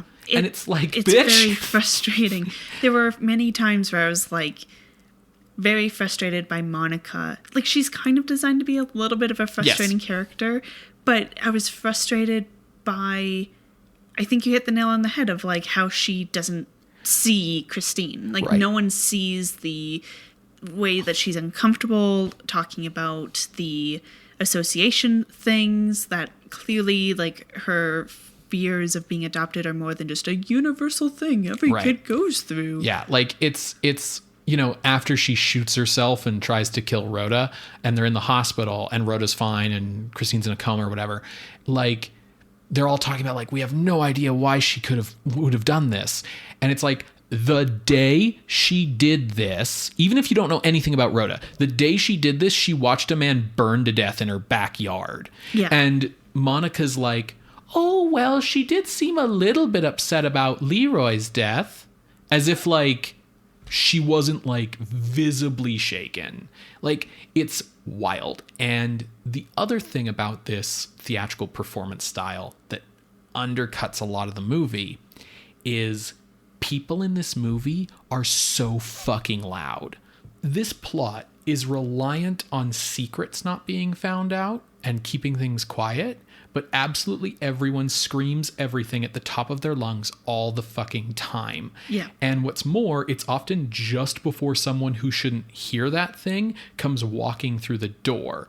And in theater, that's like tension, right? It's like Christine being like, Rhoda, did you kill that boy? And Rhoda being like, yes, I fucking murdered him. And then someone walks through the door and they're like, hi. And everyone's like, oh, yeah, I was just talking to Rhoda about school and shit. And that works on stage, but in a movie, because there's more of an assumption of realism, all of these fucking characters live in the same fucking house with one another. Yeah. And someone will come through the door seconds after someone will have finished yelling like, I'm a fucking murderer. And then someone will come through the door and it's like, unless this house uses soundproofing foam for its insulation, they would have heard that shit through the door. Like occasionally someone will come into a scene being like, oh, I thought I heard yelling in here. And it's like, you know, like even in the scene where Christine's talking to her dad and it's like, well, she got rid of Rhoda. Rhoda's upstairs with Monica. And it's like, bitch, I've lived under people and above people, right? In apartments. And like, she's there with her dad, just like screaming like, I'm the daughter of a serial killer and I think my daughter's killing people too. And it's the worst and I hate her and everything. And it's like, you would have definitely heard that from upstairs. Yeah. Or like, Rhoda just fucking screams things outside all the time. Like when she's talking to Leroy and like kids, she's talking like how kids talk. Kids fucking yell as like their baseline volume. But like she's just yelling. Like she's so concerned about people finding out that she murdered Claude Daigle that she's willing to do follow-up murders. But she's also like outside just like screaming about how she killed Claude Daigle. And like, you know, and then Rhoda, like Christine will open a window and be like, what's that, Rhoda? What are you talking about with Leroy outside? I heard you talking with him. And they're like, oh, it was nothing. And it's like, yeah, bitch, like, how did you not hear that? And so that increases this sense of like disconnect that the characters have from each other, where nobody feels like they're acting reasonably. And also, these are clearly like the worst neighbors. Right. The problem isn't the story. The problem isn't the writing. The problem isn't even the performances. The performances are good. The problem is the style of performance. And the other problem is, even if you wanted to give everyone the over-the-top theater style, for it to work as a movie, you needed to coordinate these performances so that they are in sync, so that the degree to which Monica shows concern is consistent with what Monica has seen and heard from Christine.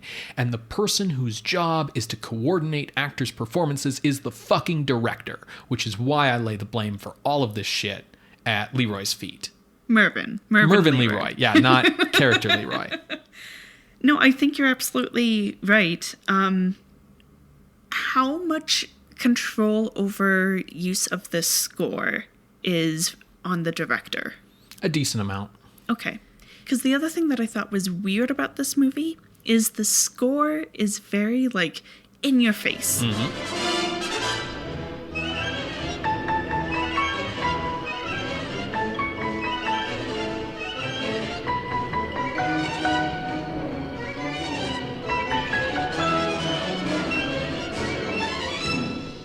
And that would match Christine's performance. But it gets used in times when something a little more laid back, a little less in your face, probably would have done better. Mm-hmm. So it's a little like much in the beginning. It makes it a little comical at the end. Yeah. It's what pushes it over the top so often.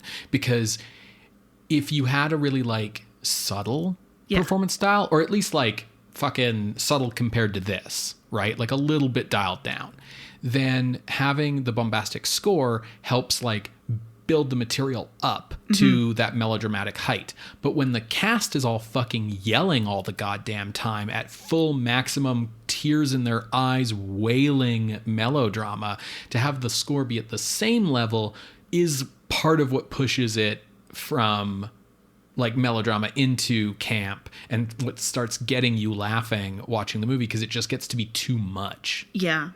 Yeah, we start so high, so then, like, now where do we go? That was my general feeling for a lot of this. And yes, I agree that Nancy Kelly does a really great job as Christine, and that it is, like, a very good performance. It, to me, still felt like we start so high, like her breakdown starts too early. Well, it's because Christine doesn't start in a strong place to begin with.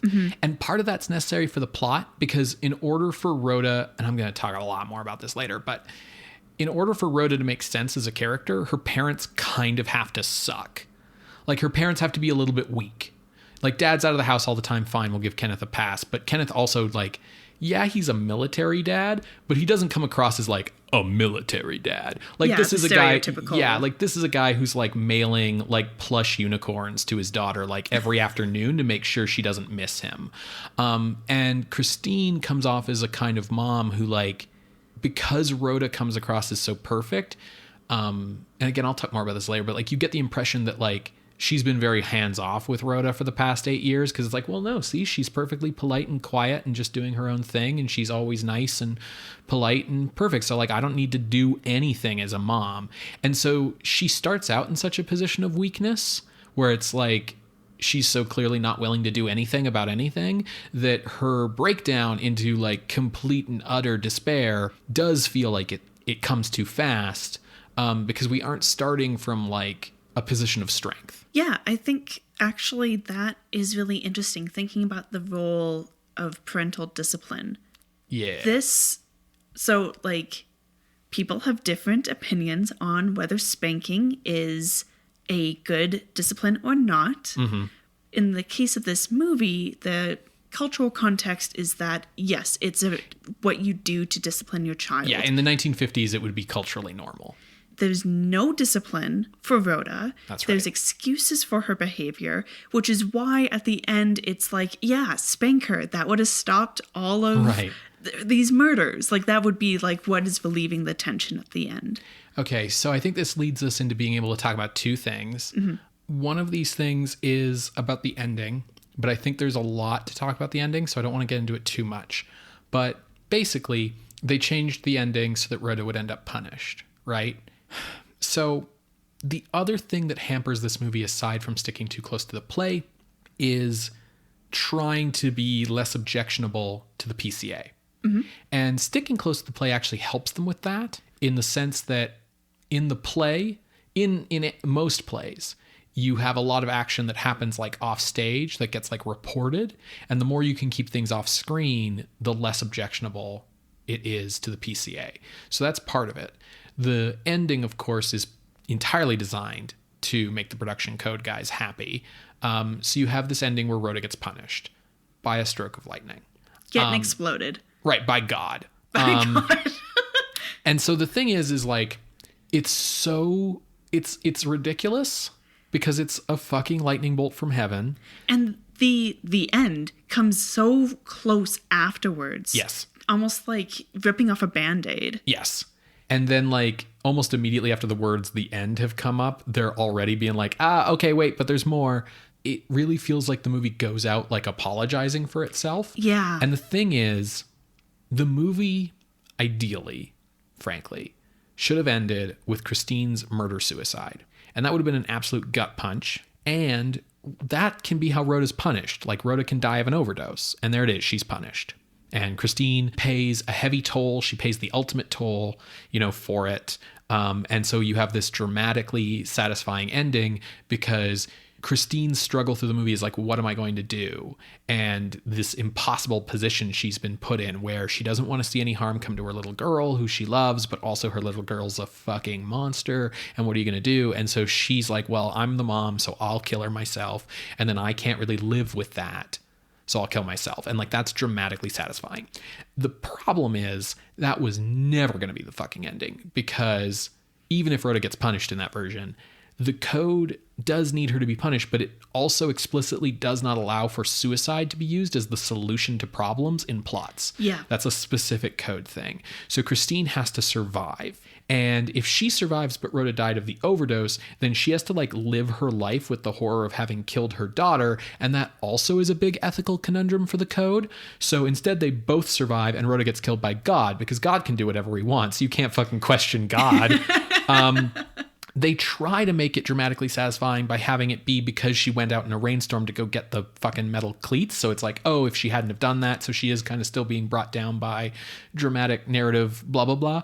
But her fixation on the metal, like, isn't well set up enough. Like, it is set up the same way everything in this movie is, but it's not set up enough. Like, we've basically forgotten about it by the time that ending comes out. So it's like, why is she out in the rain? Why is she going outside in the rain? Like, at first I was like, is she going to the hospital to kill Christine because she's heard on the telephone that her mom's going to be fine? Yeah. Like, what's going on here? And then she just gets fucking hit by lightning. And it's not even like, it's not like she fucking like gets the fishing pole and holds it way up high above her head and gets hit by lightning. She like scoops the metal out and is like kneeling on the ground, crouched, when she gets like hit and the pier explodes. So it's not dramatically satisfying. And then we get the curtain call, which they did in the play, and we talked about that. But the reason it's there in the play is to cut the tension of the ending where Rhoda survives to kill again and have Rhoda get some comeuppance metatextually. Rhoda doesn't need to get comeuppance metatextually in the movie because God fucking hit her with lightning. So it just feels like this weird like gilding of the lily at the end. And it makes, again, like I said, it makes it feel like the movie's just like apologizing for itself at the end of the movie. Yeah, I think if they were going to go with this ending, they should not have had the movie end as soon as the lightning hits. They should have had the lightning hit, then Kenneth gets the call that Christine's going to be okay. Right. You'll have a little bit of implication that God is also forgiving Christine. Sure, right. And then they have to go, oh shit, Rhoda's dead. Yeah. And to show a little bit of that like sadness yet relief on Christine. I think that would have been a much more powerful ending. Yeah, and you could just tell that they weren't prepared to deal with the emotions of that, like to deal with the complexity of that. The other thing I think we can talk about a bit here, if we're talking about discipline and like the parents and everything, is we can get into this whole issue of hereditary evil. Sure. So, fact of the matter is, like, in my opinion, this story could work entirely without it.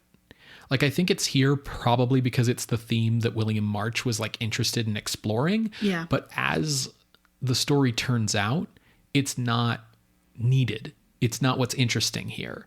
Giving Christine a killer mom to explain why Rhoda is a psychopath feels extremely old-fashioned, Yeah. not just scientifically, but also as like a narrative device. Yeah, when you have your own characters saying that's an outdated mode of thinking. Right, like the it's characters. very strange. The characters are calling out that it's old-fashioned in the movie. They call it hogwash. They're like lampshading it, basically. And the movie almost tries to like have its cake and eat it too, Right. because at the end, Christine's dad goes back to the doctor before they leave the hospital to be like, do you think this hereditary evil thing is an actual thing? And the dude's like, no. Christine's dad is like, yeah, that's what I thought. It's a 1 in a million thing. Right. So the thing is that initially the movie posits this as this nature versus nurture question.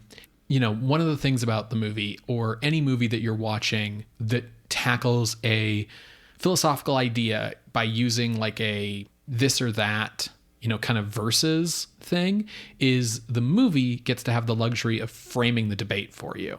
So the way they frame the debate here is either evil is hereditary or it's a product of environment. And when they talk about it being a product environment, like one of the reasons why Christine is so sure that like it has to be because she has a serial killer mom that Rhoda is evil is because Rhoda's environment's so good. She lives in like an upper middle class family that has, you know, a lot of dough, not enough dough to like own their own house, but like enough dough that they're like living on the main floor of a house and it's clearly very nice. Rhoda has her own fucking piano in her room. Like they're doing all right. Right. And to the fact where like most of Mrs. Daigle's scenes with Christine, like, yeah, she's upset about her kid being dead and that maybe Rhoda had something to do with it. But there's this big undercurrent of classist stuff in those scenes too, where she's like, well, you're so perfect and you have everything and I'm just a little person after all, so what does it matter? And you know, this kind of stuff. So because Rhoda has a good environment, it can't be her environment that made her evil, so it has to be the hereditary thing. And yeah, it takes until the end of the movie, like you just mentioned, for a doctor to be like, I mean, you can just be psychopathic out of nowhere, like it can just be a random mutation. And that's totally true. Like people can just have mental illness. Yeah. The thing about the hereditary evil thing is it feels so fucking like Victorian in terms of this, like the thing where it's like you have to over explain everything. Like it's in that same wheelhouse as like having to be like, oh yeah, the reason why I'm telling you this story about Dracula is because I came across all these letters about it. And it's like, you don't have to, guy, you don't have to do it. It's fine. Yeah. The other thing is, if the hereditary evil thing was what the story was about, the story would be structured differently, because the emotional through line of the hereditary evil thing is the horror of what have I passed on to my kids, right? And that's a very relatable fear. You know, kids who didn't have great parents fear passing on that not greatness to their kids, you know, and it's a fear that, I mean, listen, one of my favorite horror movies of the last 10 years was called Hereditary. Yeah. Right? So like it's a thing that can work, but the movie isn't pumping that fear. The movie brings it up pretty much solely just as a way to explain why Rhoda is how she is. And that just sort of muddies the waters by bringing up a bunch of questionable shit that kind of bogs down the story in the middle, because Christine's already basically figured out that Rhoda's bad before she confirming the source, right? That quote unquote source, exactly. So we don't really live in that world of like, what if I pass something on to Rhoda? You know, that's not really the fear, because the fear from the beginning is, you know, it's not what have I doomed my child to? It's what do I do with a murderous child? Yeah. And that's already the fear by the time she gets that explanation. So there isn't really a sense of like, oh, what have I passed on? It's more, it's not a fear, it's a guilt. It's, oh, I'm responsible for this, which is one of the things that is part of how this movie plays more to melodrama than to horror. Because if you have that fear, what did I pass on? That's horror. But if you have guilt where you're blaming yourself about stuff and crying about it, that's melodrama. Yeah. This movie is explicitly for adults, like to the point where it's on the poster. Right. So I think it's trying to be about the horror of parenthood. Yes. Passing on things that you feel may be wrong with you, whether that's an illness or proclivity to illness like cancer or mental illness, or just fucking up your kids with how they're raised. I think that's a very real fear. Yes. That people, when they are posed with the question of becoming parents, whether kids on its way or do I want kids? I think that's a very real fear. But as you said, this movie really likes to push the guilt feeling. And a lot of that comes from Nancy Kelly's performance. She is like punching her womb and grasping at her womb to the point where it kind of feels uncomfortable. Yeah.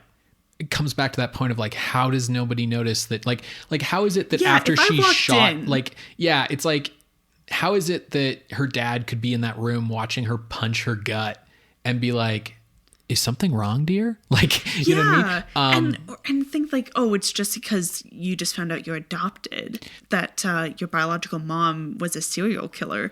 Like, no, if I see someone punching their like reproductive organs, I'm going to be like, hey, let's talk this out. What are you feeling? Yeah. What are you thinking? And that was also, I mean, I kind of like mentioned this earlier, but like the fact that no one asks Christine what is going on. Right. Beyond like, you seem upset. Yeah. But just like hey, what are you thinking about? Yeah.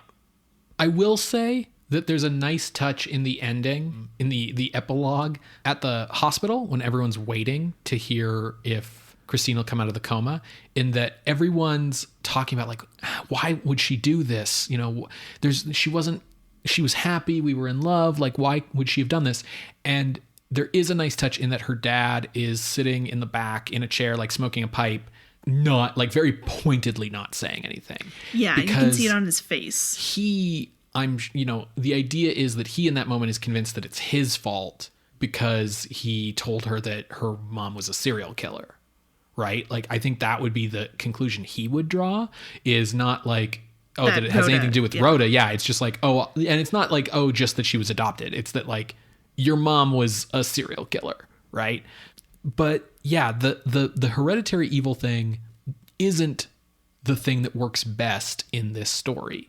The heart of the story, the meat of the story, especially with the way that the events are structured, because you could have structured things differently if you really wanted to make the hereditary thing more core. Mm-hmm. The thing that is the core here is, what do I do? Like I have a murderous child. What do I do? How do you deal with finding out that your kid is a monster? How can you handle that? That's the fear that is core to the movie.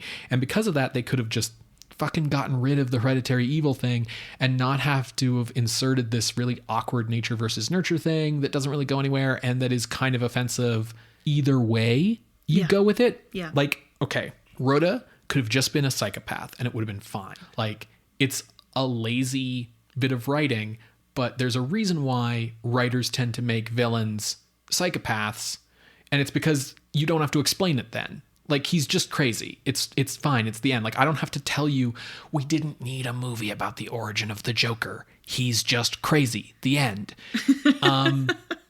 But if they had gone that route, and even with the route they did go, what would have been nice, but definitely too much to expect from a 1950s movie, would be an acknowledgement that a person can be psychopathic and not be a murderer.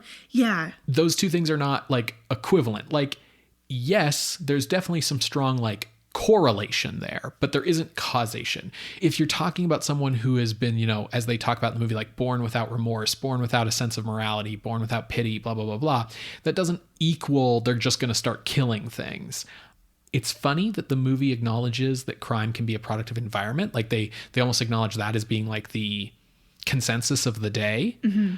But this movie's biggest blind spot, at least for the characters, I don't know about the writers. Maybe the writers were a little cleverer than I thought, but certainly the biggest blind spot for the fucking characters in this movie is thinking that a bad environment is the only kind that leads to crime. Yeah. And like the movie tries something there to show that that's not necessarily the case, but you have to squint to see it, because Claude won the penmanship award. Yes. And he is in an environment that is positioned as opposite to Rhoda's. Yeah. And therefore not as good as hers. And, you know, when Monica's giving Rhoda a bunch of gifts at the start of the movie, like, Christine does say, like, oh, you're spoiling her. And she seems very clearly, like, uncomfortable with how much Monica spoils her. So I think the movie's aware of what it's doing. The problem is that the characters, like, explicitly explain and state everything in this movie because it's from a play. Yeah. So the fact that they don't actually call out this element means that I think it's easy for that element to go unnoticed. Yeah. So the thing is, if we want to talk about why Rhoda is the way she is, and this is coming back to your point about discipline, we should be talking about how immensely spoiled she is and how the way that she's been spoiled has led to an enormous sense of entitlement. Absolutely. Like, it's not about, did I earn the penmanship award or not? It's about, I'm the best So at give doing it to it. me. So give it to me. I should get it. It's mine. It's mine. Like, it wasn't stealing to take it from him because it was mine by rights anyway, is how she thinks. Rhoda knows about consequences. Like, That's why she lies. Right. But her moral sense is entirely transactional in nature. Acting one way gets you rewarded. Acting another way gets you punished. It's one of the reasons why Patty McCormack's performance as Rhoda is really, really good, both as being a spoiled brat of a child and also as being a psychopath. Because you can tell from her performance that Rhoda has learned what behaviors to emulate in order to get approval and affection and attention and presence from adults. And you can see this every time that she like launches into one of her like cute little girl routines mid-discussion, like where Christine will be like, so how did you murder the boy? And she'll be like, Mommy, aren't I just like the cutest little girl? And like, aren't sunshines and gumdrops and lollipops just the sweetest? And you're like, what the fuck planet are you on, girl? It's because she sees that things are getting away from her. Things are not going her way. So time to engage in the approval winning behavior, right? It's a simple like if then function going on in her like little robot brain. And she's almost like confused when it doesn't work because she keeps trying it over and over. Yeah, where like things get worse and worse. And Christine's like, so I saw Leroy burn to death, Rhoda. And Rhoda's just like, oh, mother, aren't you the nicest and sweetest and loveliest mother? And it's like, girl, we are so past that. Yeah. You can really understand because of McCormack's performance how her mind works. And the thing is, her psychopathy is not the psychopathy that's born of poverty and hardship. It is the psychopathy that is born of wealth and privilege. And if the movie had the balls to say that, then maybe it really would be as subversive as it like clearly kind of wants to be. Yeah. Because it thinks it's being subversive just by being like, hey, kids commit murder. Right, like here's the perfect little girl. Turns out she's evil. But the thing that really would have been subversive would be to recognize that morality is taught like everything else. And it doesn't just result on its own naturally from a good upbringing. Like you can bring up a kid in as positive an environment as you want. If you don't actually fucking raise them and you just be like, well, I gave them all the nicest things in the world and they went to the best schools and, you know, they had everything they ever wanted and they were happy their whole lives. So like they should have turned out good. And it's like, right. But like, did you ever fucking actually raise them? Mm-hmm. Do the work of parenting at all? Because it's clear that Christine and Kenneth like haven't. And it's because Rhoda has learned how to emulate those behaviors so well that they just didn't think there was like a need to it. Yeah. But like, I think the idea that, you know, I think in the 1950s, the idea that like you can have a good upbringing and still become evil would have been subversive. I think here in 2021, the Trump presidency has given us all a very good view of what Rhoda types are like as adults. Yep. Yep. With that kind of wealth and privilege and that feeling of like, you know that consequences exist. So you learned really early on how to wiggle out of them. It's not about, you know, there are people who, to use simplistic terms, go bad because they never face consequences. That happens a lot with like people who abuse power. Mm-hmm. Is like you get into a position of power and you abuse it and then no one questions you on it because you're in a position of power, so you just keep doing it and you get worse and worse. And it's like you look at people who have abused power in that way and you go, well, if someone had stopped them early on, maybe they could have like learned and grown and become a better person and it wouldn't have escalated so far. That's not the issue with like a Rhoda or a Trump. The issue is not like, oh, they've never faced consequences. Like it's enablement. It's enablement. Well, and it's also at the core, it's a person who doesn't have a concept of morality that is outside of themselves. Oh, thing yeah. good for me, thing bad for me. Right.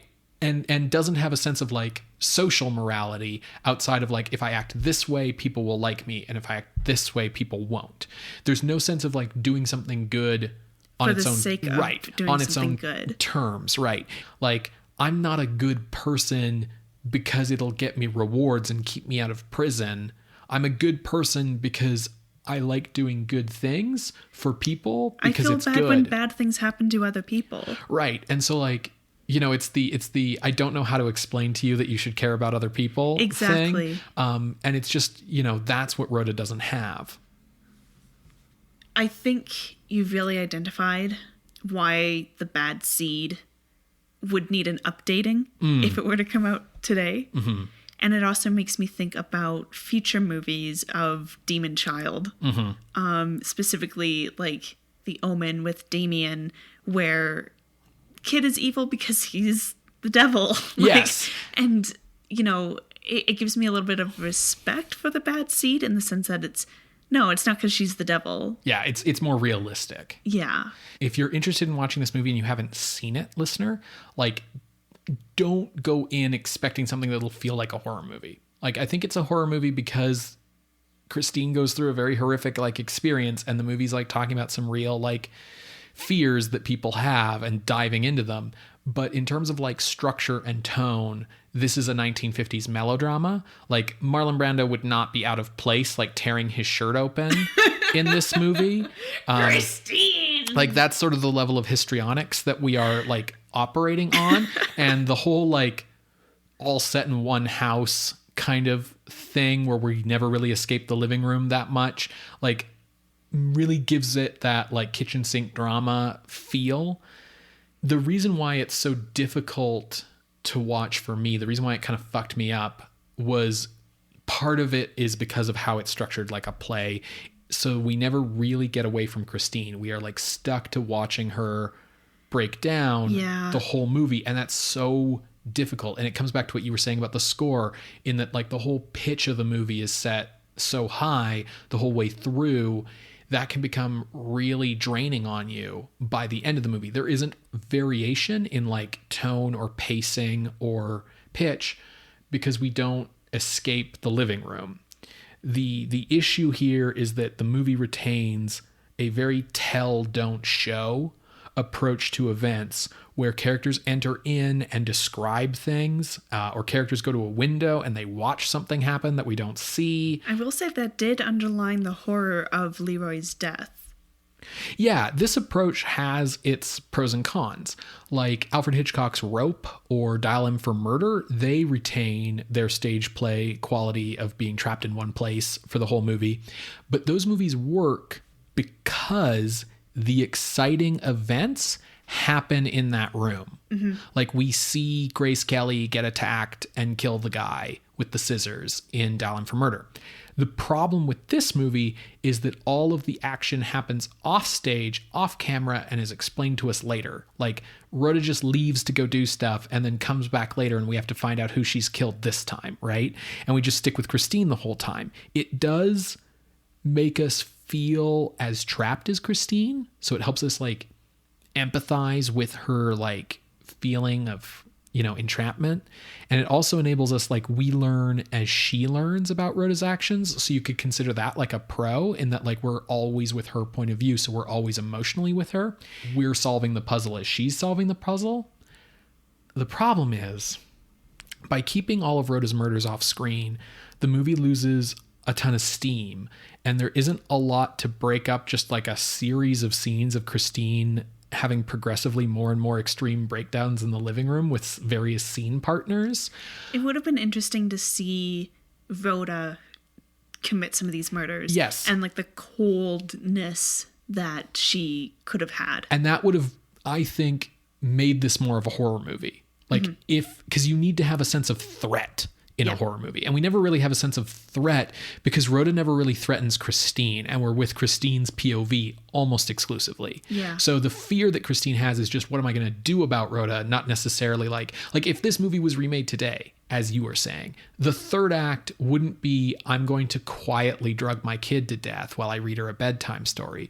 The third act definitely would have been like, Christine's stuck in the house with Rhoda and Rhoda's going to kill her. And they're like Rhoda running found around. out that the vitamins were sleeping pills. Yes, exactly. Yeah, that was like an interesting moment when she asked to see the bottle. Because I was like, does she suspect her mom of something? Mm-hmm. And then I was like, oh shit, like, she doesn't care about her mom at all, does she? Mm-hmm. And that was like a very interesting moment. Because I figured that like, oh, she would care about her mom to the extent of like, you provide for me, you like feed me, clothe me, read me stories, whatever. But once Christine knows of what Rhoda has done, Rhoda is already like, I don't need Christine around anymore.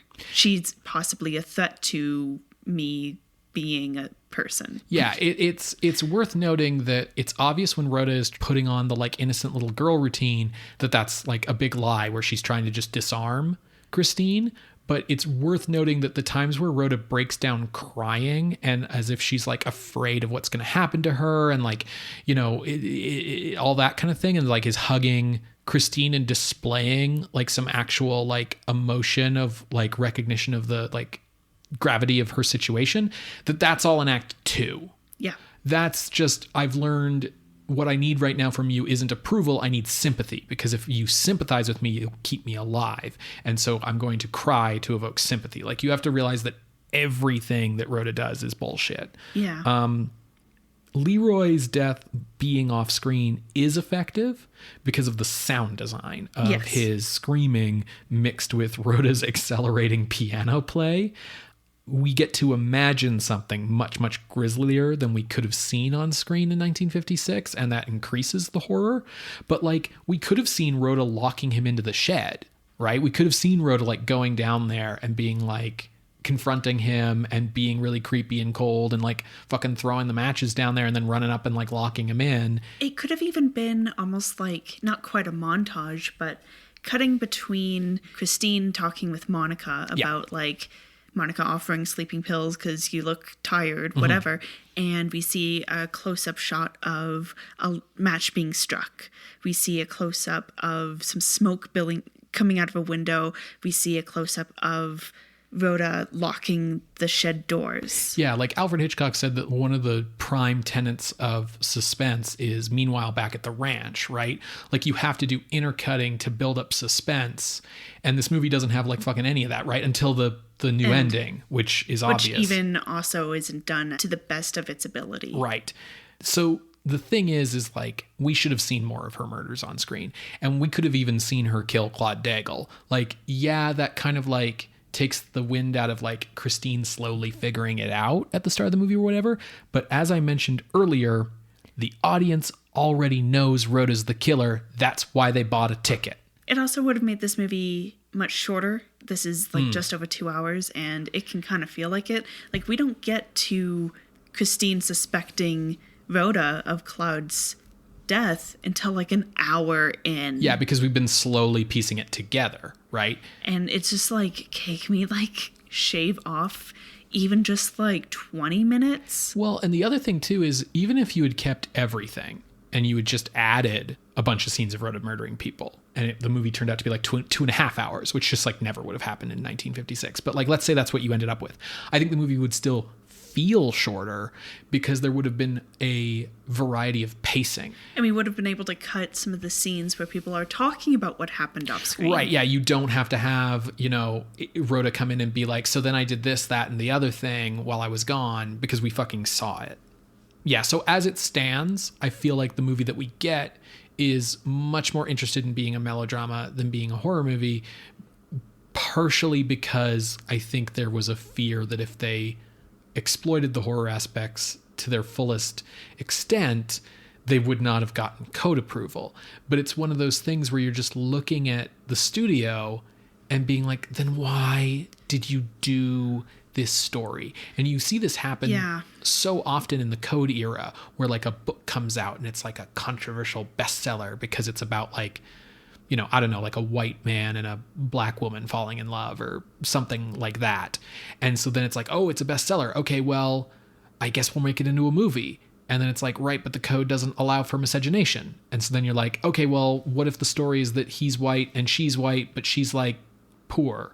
And you're like, yeah, but that's not the same movie. Thing. That's not the story. And so then you've like gutted the story of what made it interesting to begin with. And so you find yourself questioning, like, why did you go to the trouble? And especially in 1956, it's frustrating because like we're filmmakers just on the cusp.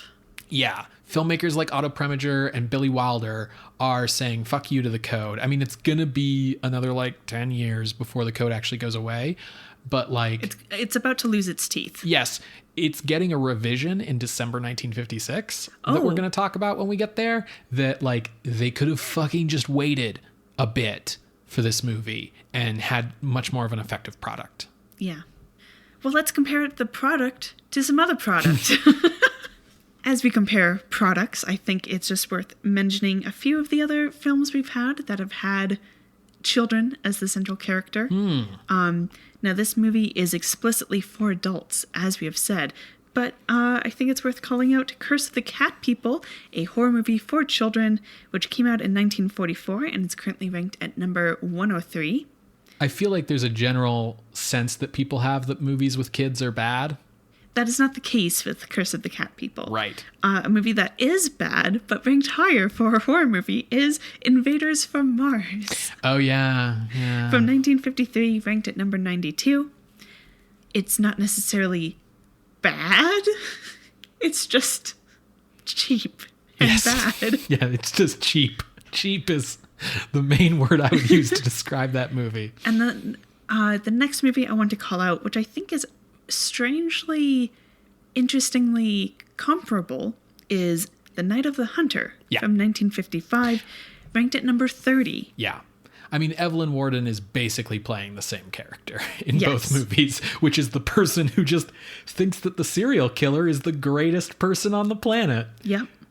So where were you looking to rank? So I had a really hard time with this because of the fact that I didn't really feel this was much of a horror movie, that like on a horror scale, this movie ain't much, but like, and also that I didn't think it was a good movie because I think for all the reasons we went through, like it should have been more of a movie and less of a filmed stage play, and it has all these problems. But then on the other hand, like I walked away from the movie really disturbed and upset and like affected by it. And that's what it's trying to do. So it clearly worked. And so like, and there's all these interesting things you can dive into talking about this movie, like we just fucking spent an hour and a half doing. And we don't usually get that with a lot of these movies. It's usually like, well, John Carradine sure didn't put any effort into that performance. Moving on. Listen, my boy Carradine puts effort into what he's doing. So it was really tough for me to rank. And I really didn't know on what scale I should be ranking. So I just sort of looked for Night of the Hunter and then just kind of like used my gut from there, because I did feel like you did this connection, because I mean, Night of the Hunter's got the kids. Just in Night of the Hunter, they're fucking the most innocent, darling little children who ever lived, you know. And it's got Evelyn Warden, and it's got this kind of like artificial feel. Like Night of the Hunter doesn't feel like a play, but it does feel fake in the same way that like this movie does. So Night of the Hunter is at number 30. So I kind of tried to like use my gut in each direction. So I kind of positioned Night of the Hunter as like almost like a midpoint. So the furthest up I got was another movie that this movie felt a lot like, because of the way that they're mixing melodrama and horror, right? Because of the way where it's like, well, is this a horror movie or is this a movie about a fractured home? And also the way that they mix melodrama and horror with like murder mystery stuff, where like, even though we know who's killed everyone, it's like super important, like about like how the murder was done and where all the clues are and what did we do with the evidence. And that's Le Diabolique at number 16. Just felt very of a piece. And I think if we are ranking things as horror movies, Le Diabolique is better than The Bad Seed, because Diabolique has that fucking ending that's so good. Yeah, you see her have a heart attack on screen. Well, in the context of the movie, she doesn't actually. And like the dude with like the creepy eyes. And like even just when she's going through the building and like she thinks someone's maybe watching her and like you don't know what's going on and there's tension and there's suspense, two things that never fucking happen in this movie. So Le Diabolique is definitely better. Looking down from Night of the Hunter, I made it all the way down to Queen of Spades at number 40, which, like this movie, also has this feeling of like, we're a horror movie, but like we're a real movie, you know? So like we're not like horror because that's for like cheap drive-thrus. Like we want an Oscar here. And then right below Queen of Spades is The Werewolf. So it feels like 40 to 41 is almost like the dividing line between like real movies from real studios and like schlock, right? And so I feel like that's the lowest I would go for The Bad Seed, because The Bad Seed is, if nothing else, a real movie. Interesting. So I was drawn to Curse of the Cat People at 103. Fair. And while, as we say every time, that movie is horror for children, it is very effective. Yeah. And I think its horror is a bit more effective viscerally than the horror in The Bad Seed, which, as we've kind of explained and discussed, muddles the waters with guilt and horror. Yeah. So I felt like Curse of the Cat People was better. Looking below, we have Yotsuya Kaiden from 1956 at 104. Right. The Lady and the Monster at 105. And then, like, you know, we devolve into Voodoo Man, you know? Right, yeah. Like, we start to get into some real bullshit. Yeah. And Yotsuya Kaiden... And this is the 1956 version of Yotsuya Kaiden. Yeah, to be very clear, like, that movie... Was fine. Was fine, but its setup of the domestic situations were relatively simplistic compared to the convoluted but also complex emotions going on in The Bad Seed. So I kind of had a spot, which was the new 104, below The Curse of the Cat People and above Yotsuya Kaiden. Okay. If we look, so that's a wide swath. That's like 60 movies. Yeah, between us. If we look sort of in the midpoint, just the exact like midpoint, just to give us a ballpark, we're looking approximately around number 80 or so, between, that is, my floor and your ceiling. Yeah. So that's this area with like Dead Men Walk and The Raven and The Man with 9 Lives. To be honest, like my gut feeling is that like this movie has to be better than Dead Men Walk or The Ghoul. Now, an interesting one to point out in this range, though, is The Beast with 5 Fingers at number 78, which The Bad Seed at least like isn't secretly like a dream or something, or like we find out that Rhoda was actually like an adult the whole time or something that totally like upends the premise of the film. But like Beast with 5 Fingers, they both have like jokey, like apologize for the movie endings that kind of like ruin them. So I feel like that's sort of an interesting point of comparison. Above The Beast with 5 Fingers is Strangler of the Swamp, which is what if exactly Fairman Maria, but without everything interesting from Fairman Maria. Yeah, okay. Looking at this area and looking up, you know what's above here? Frankenstein Meets the Wolfman. Oh yeah, up at 65. Yep. They've got the houses. This is a really hard movie to rank. Yeah. For reasons of its genre difficulties and its confusing, it's good but it's not good qualities. Yeah. Which I feel like we're going to have to confront more and more as time goes on and we run into movies that are very viscerally upsetting but not good. That's going to start happening more. More and more. I mean, we can already see that it has happened with things like Murders in the Zoo being so high. Well, yeah, and so like the thing is that some of our like what'll make it easier is that like the context of the other movies around them will change, right? You're not going to be judging, like we'll be watching Friday the 13th movies in the context of an era when like that's just what horror is.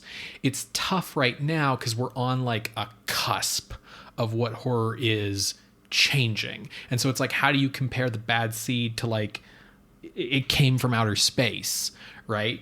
It gets very difficult. I do feel like we've kind of been in this area a lot lately for ranking. Did you want to put this like above the houses? Is that what you were kind of ambling towards?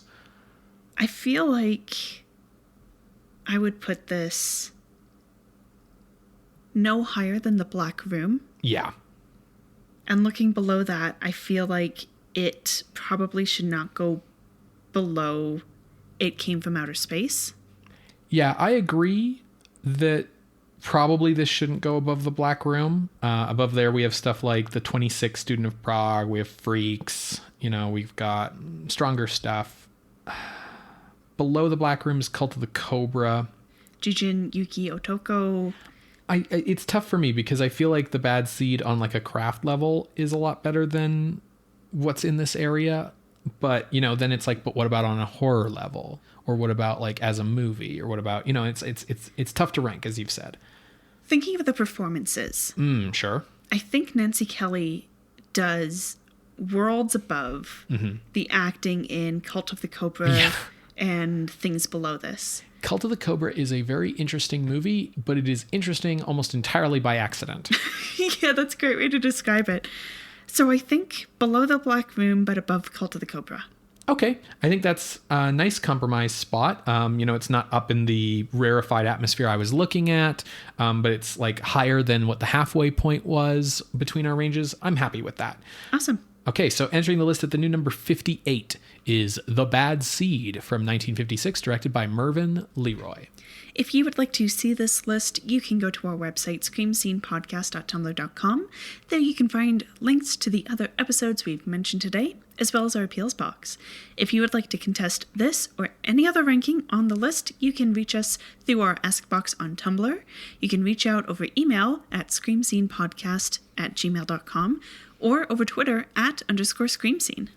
Scream Scene updates every Wednesday on Apple Podcasts, Google Podcasts, Spotify, SoundCloud, and on whatever podcasting app you like to listen to if you subscribe to our RSS feed.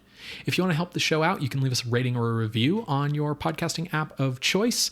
Those help algorithms to show the show to other people.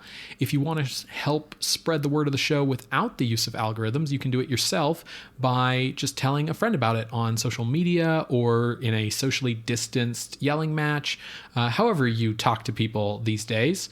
If you feel like helping us out financially and you have the means to do so, we would love it if you would head over to patreon.com/screamscenepodcast. If you like the show and you appreciate what we do and you want it to just keep on happening forever, one really nice way you can show that is by becoming a patron of the night. You can do that for as little as $1 a month and you'll get a nice little thank you on the show.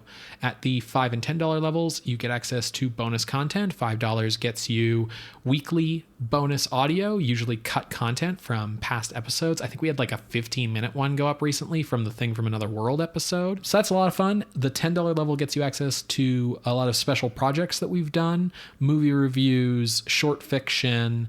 We've done audiobooks. We've done music albums. We've done all kinds of crazy stuff over on the Patreon.